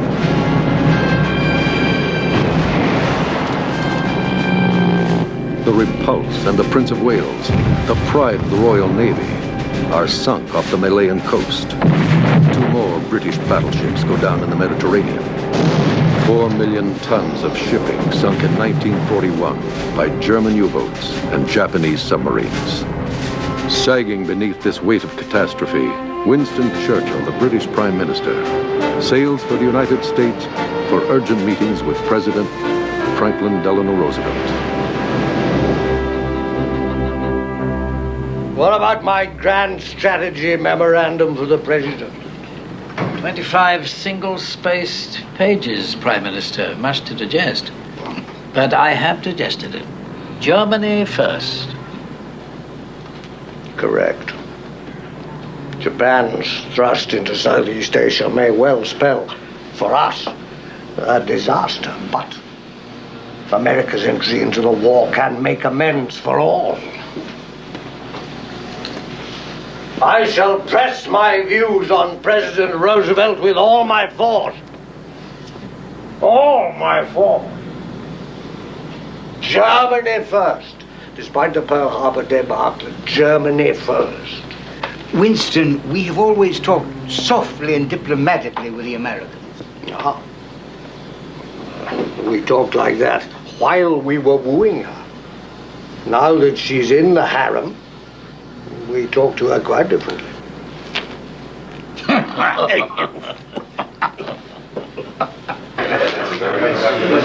the by, gentlemen, we shall be lighting the White House Christmas tree shortly. You're all invited to the ceremony. Very nice. Immediately thereafter, to eggnog. Thank you, sir. That's very nice, Mr. President.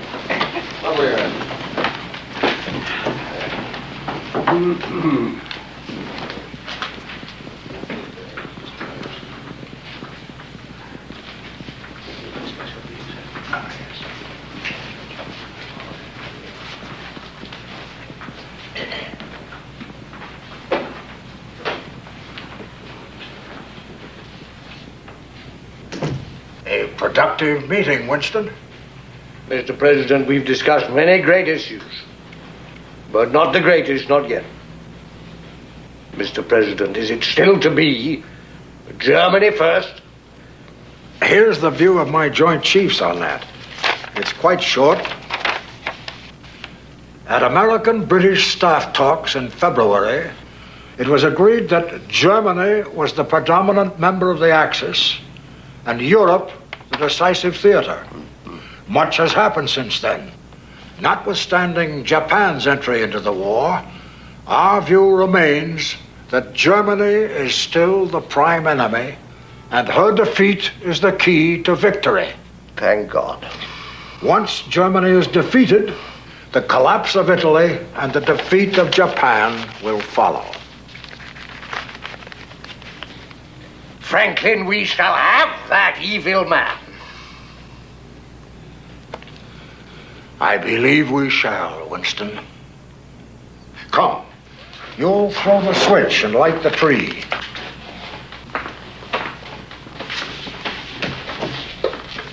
And perhaps you'll say a word or two. That would be a great honor.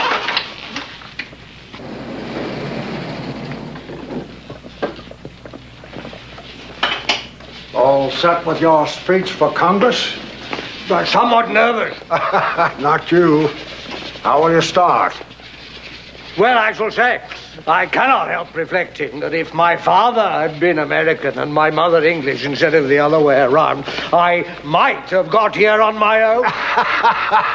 You'll do well. Ladies and gentlemen, thank you for joining us in this annual tree lighting ceremony this evening. Standing beside me is one of the great leaders of the world. He and his people have pointed the way in courage and in sacrifice for the benefit of little children everywhere. And I'm asking my associate, my old and good friend, and yours, to say a word to the people of America tonight. The Prime Minister of Great Britain, Winston Churchill.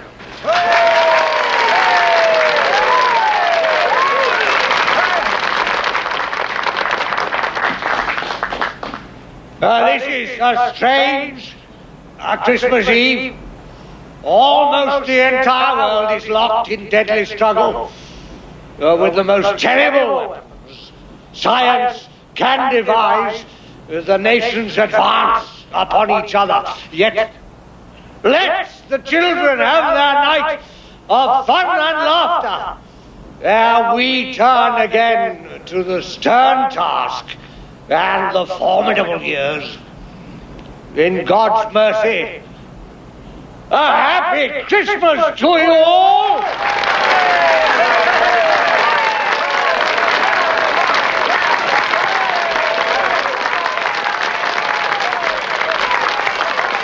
And now, for the 9th time, we light the living community Christmas tree of our nation's capital. Mr. Prime Minister, if you please.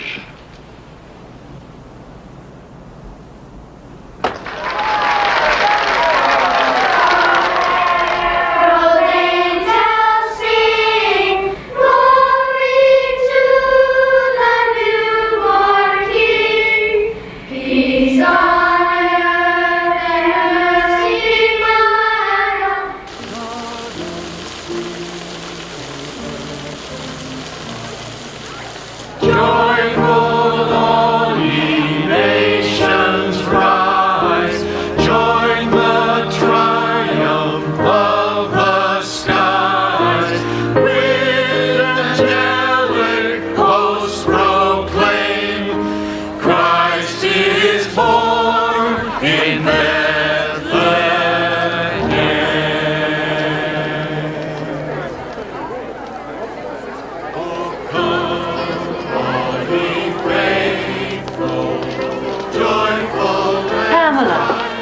sir. Where are you going? Talkie's broadcasting from Australia at 8. I thought I'd catch it with Phil in the guest house. Oh, dear Phil. He's improving, isn't he? He will never improve. I won't be long. Those responsible for the present state of Singapore's defenses must now and finally awaken to a reality fraught with the utmost peril. Make no mistake, my friends. Imperial Japan will soon be storming the parapets. For Singapore and our courageous defenders, the moment is urgently and irretrievably now. This is Alistair Tudsbury, broadcasting from Melbourne. Thank you and good evening. Well.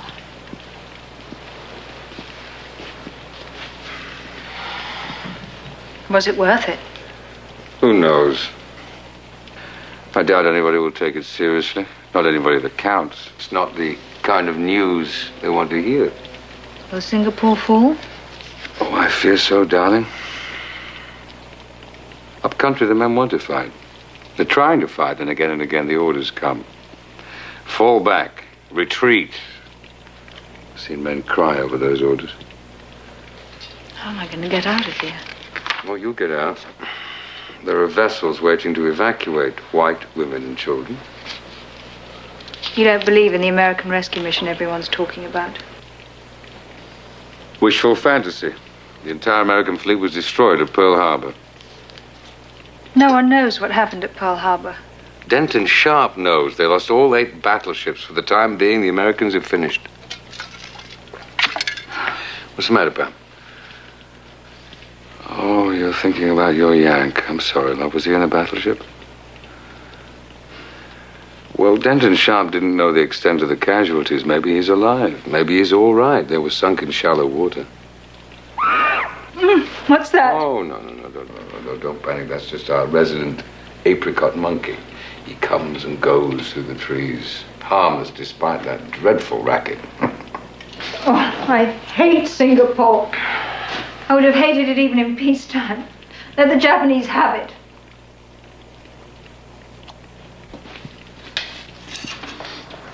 I'm going back up to the house. You all right? Is there anything you need? I might be a bit lonely, perhaps. But don't let that stop you having fun. No, you run along. Go back to your effete-doomed Puckasabs. Those boring young lieutenants. I simply don't care to be rude to the McMahons. And they'll be thinking I climbed into bed with a sick man. Why don't you, Pam?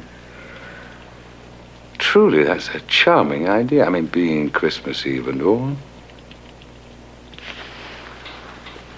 Come, Tudsbury. You're such a bastard, Phil. You haven't changed a bit. Darling, I was born into a rotten system. I'm merely a reflection of it. When everything's breaking up, the only thing left is pleasure. You believe in that. I take my pleasures lightly. You insist on drama. That won't change, I grant you, but despite all, I do love you. What about your wife? Just being curious. At least in Paris, you didn't have a wife. Oh, sweetie. I don't even know if she's alive. And if she is, I hope she's bonking the brains out of some nice, young, deserving Russian lad.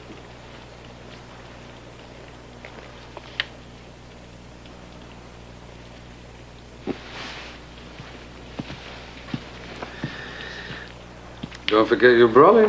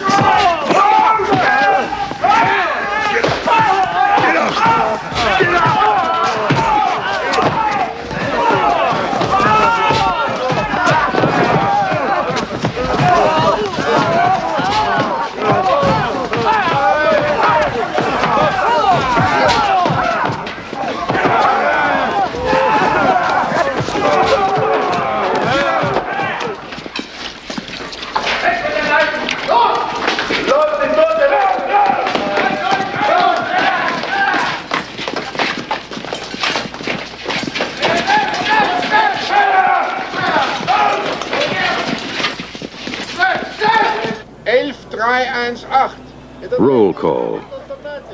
And the 900 Russian prisoners of war, selected at random and sentenced to death by the German Military Circuit Court of Katowice, as political officers, are mustered for execution.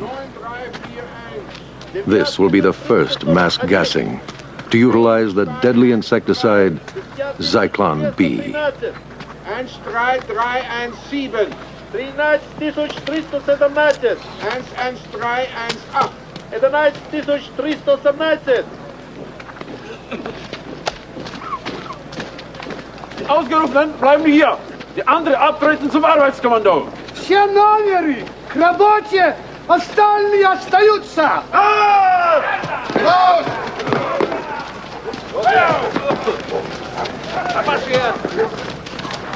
Eilig ein bisschen. Arbeitskommando! Zur Baustelle!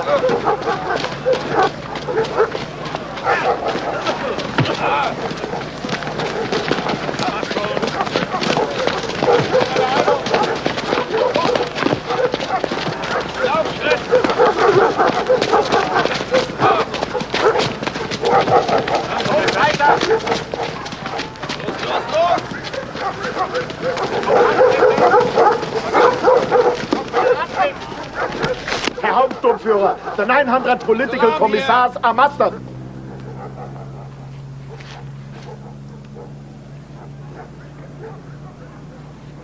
March them to the hygienic facility for delousing. Zu Befehl, Herr Hauptsturmführer.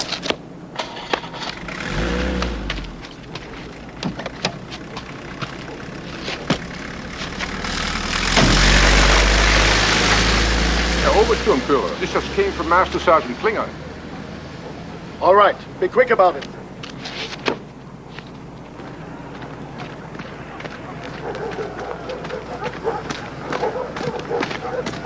Get another one. Double quick. Which one? That's the difference. The one with David. He's clocking anyway. 13,317. Forward. Back to the blockhouse.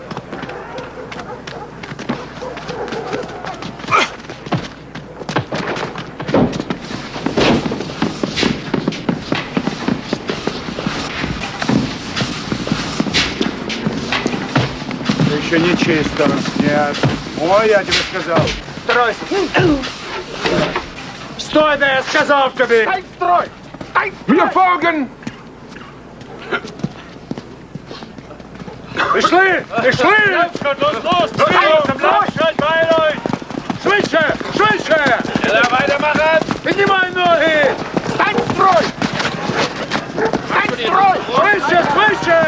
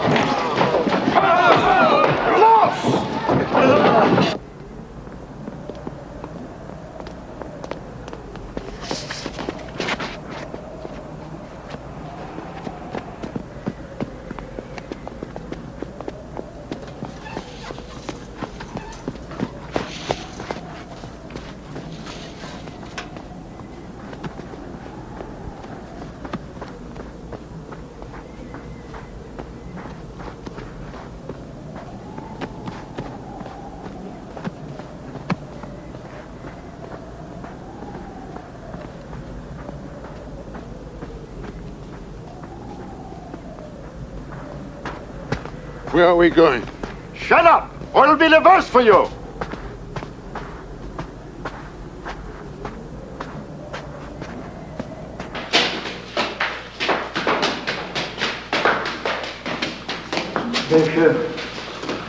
Größtenteils.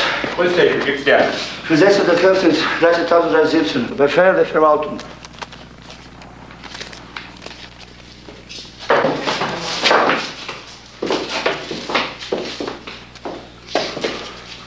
Mantel ausziehen.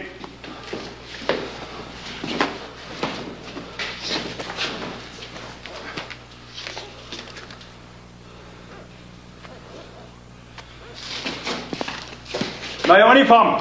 Entlausen. Aufzug.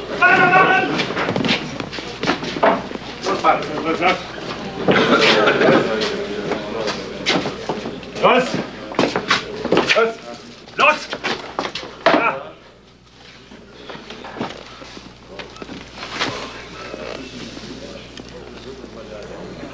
Molly, what's it now? Shall American. I better Jastrow. How long has it been since your son's beautiful wedding? 1,000 years. But I didn't know you were here too. Oh, yes. Since they opened the camp, I arranged your transfer. But how? This isn't even a Russian prisoner blockhouse. Better ways. From now on, you're a member of my construction gang. I'm the foreman. Our boss is Sergeant Major Klinger. We do good work for him. He treats us okay. Even in Auschwitz, it is possible to survive.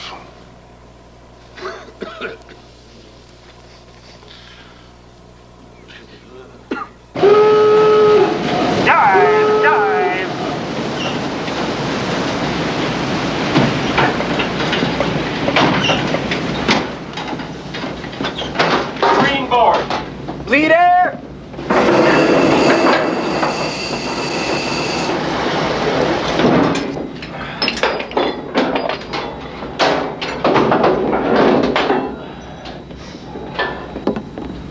Hey, Chief. Mr. Henry. Billy, what's up? Someone always picked up slow screws at about 10,000 yards. Astor's going after it.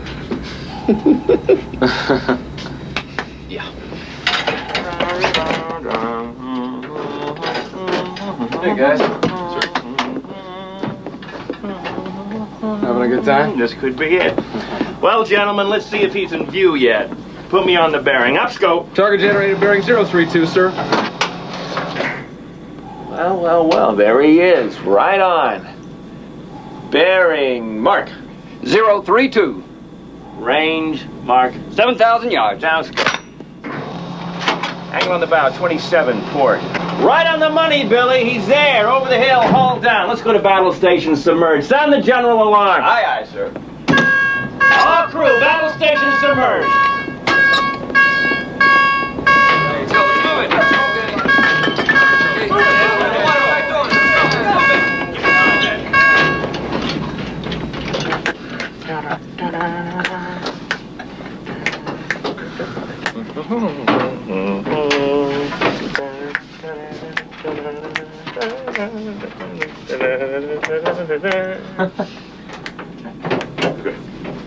What is it?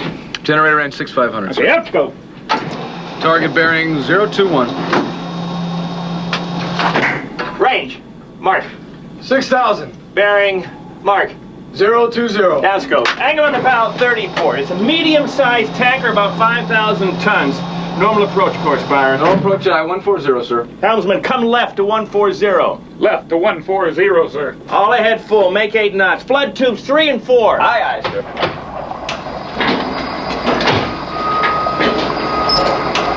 All tubes flooded. All hands, the Devilfish is commencing an attack on a tanker. These new magnetic exploders are lousy, Briny. Torpedo room. Set all tubes 6 foot depth. Repeat, 6 foot depth. Forward torpedo room. Set all tubes 6 foot depth. All ahead 1/3. Answering. All ahead 1/3. Up scope.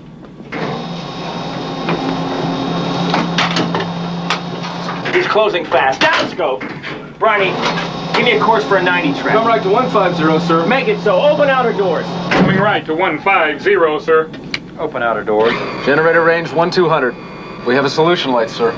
Very well, Briney. Upscope. This will be the final bearing. Mark. 013. Downscope. 013. Set. Solution light. We're right on. Distance to track 800 yards. Fire 3. Number 3 fired electrically, sir. Fire 4. Number 4 fired electrically, sir. Torpedo run to target 32 seconds, sir. Both fish running hot, straight, and normal, sir.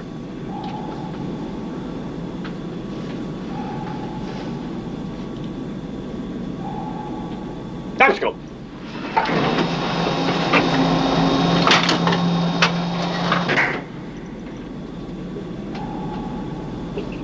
Two wakes. Dead on.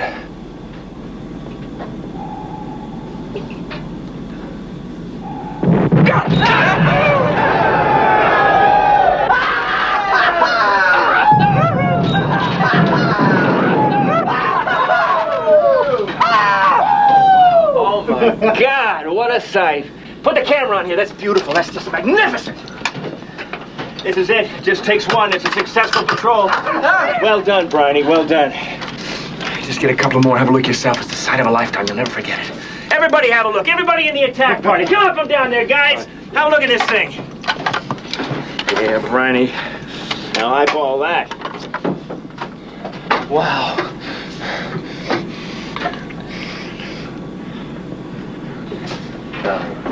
How about that? A perfect solution. Perfect. He's gonna burn for a while, huh? Briney, you're the hottest TDC operator in the South China Sea. So, have a look. 2 out of 2. Have you ever seen anything more beautiful in your life? Never seen anything half as beautiful. I swear to God, I never have. You bet you have.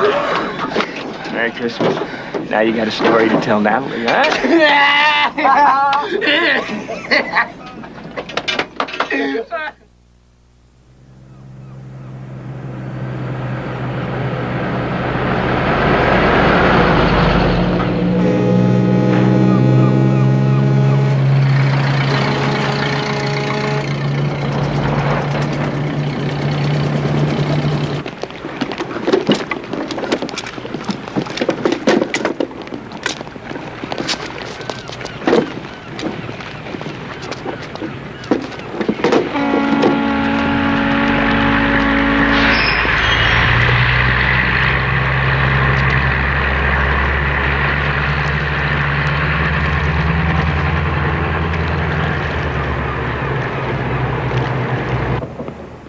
Thank you for waiting for me, Natalie. It's cold and windy up on deck. Sorry. Please, let me give you a cup of coffee. Thank you.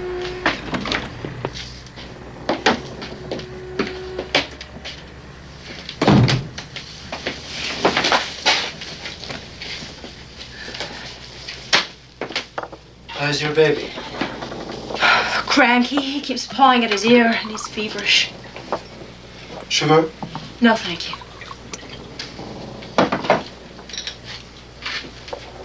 Sit, sit.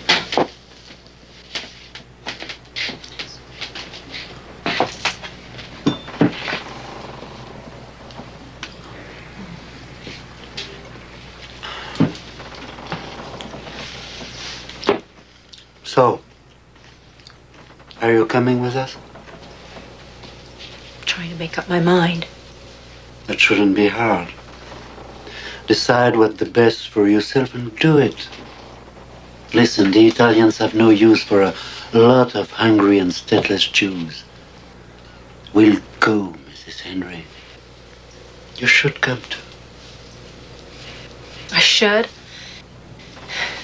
Why? Perhaps because your baby is Jewish and should go to the Jewish homeland.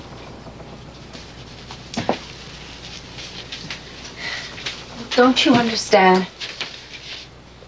I feel no emotion about Palestine, none. I'm an American, completely irreligious, married to a Christian naval officer.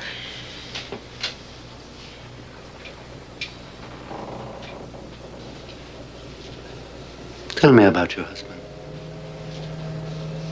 He's on a submarine in the Pacific somewhere. I haven't seen him in ages.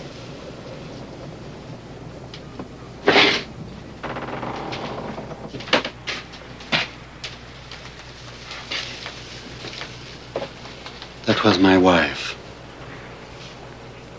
She was killed in a bust that the Arabs blew up. It's awful.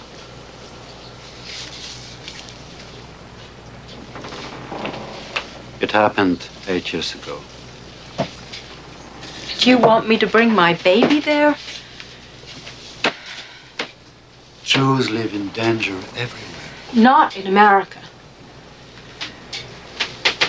There are no boats to America.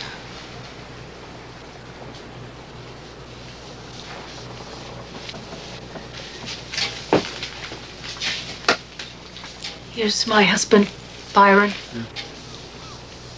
He was taken on our honeymoon in Lisbon. Lasted all of 2 days. He looks young. When was this? A million years ago, it seems like. No, I mean, yes, he's young, but he's exceptional. Byron has a marvelous knack for, getting things done. You'd have to meet him. Bring your son to Palestine. Grow up to be a man of action like his father. You know, Werner Beck's coming in the morning just in case we decide to leave the ship.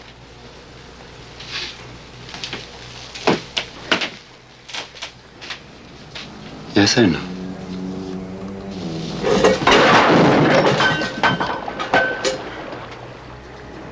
Steady. Sorry.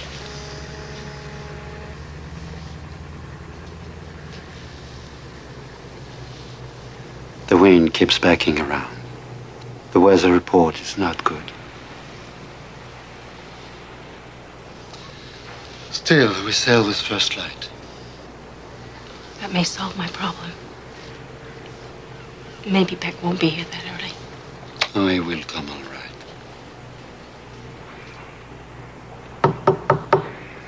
Yes? Sorry to interrupt. The baby's behaving rather strangely, Natalie.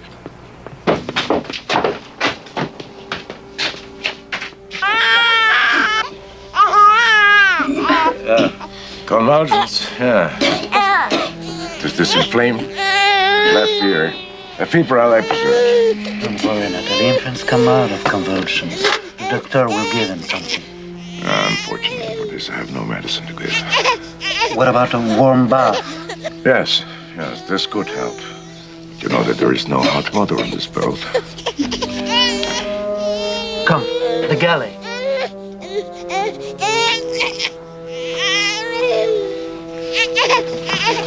Excellent.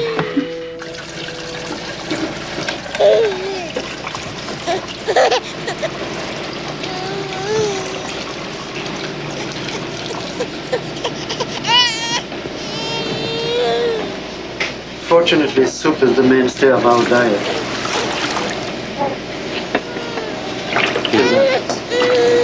Too hot? No.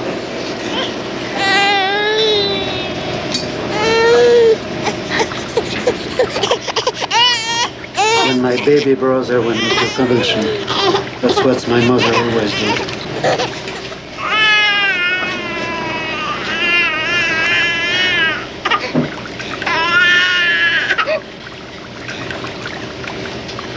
Get some in his head, too.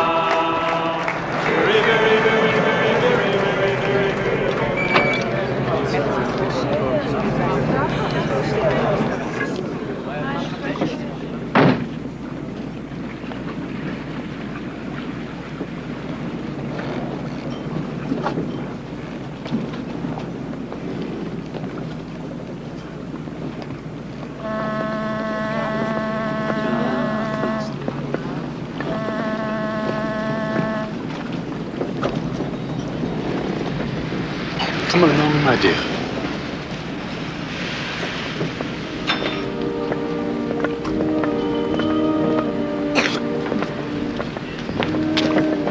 God, Natalie, you're not really leaving the boat.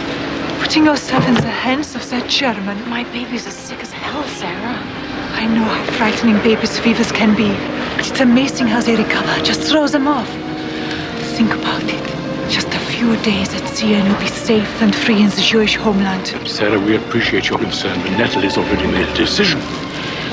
The ship will be at least 10 days at sea. Then there'll be other weeks in wild Syrian mountains. It's another effect that the Turks or the British may stop the boat and send it back.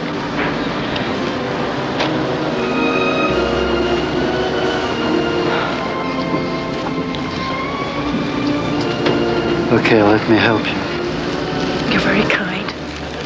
Let your uncle get off if he insists. He's had his life, not you and Louis. Listen to me, darling. Sarah, you're not helping. I suppose we oughtn't to keep Werner waiting, Natalie.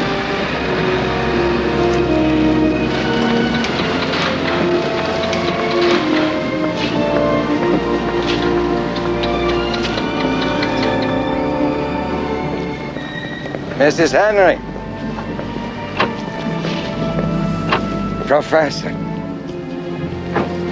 I'm so pleased that you made the right decision.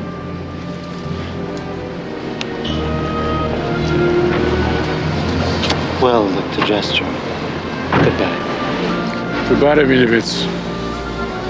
Perhaps we shall meet again.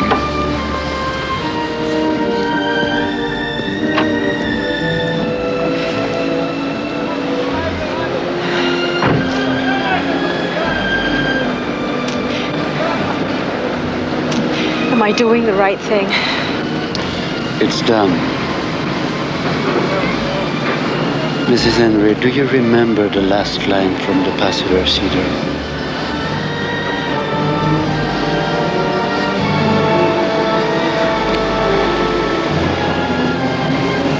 Next year in Jerusalem.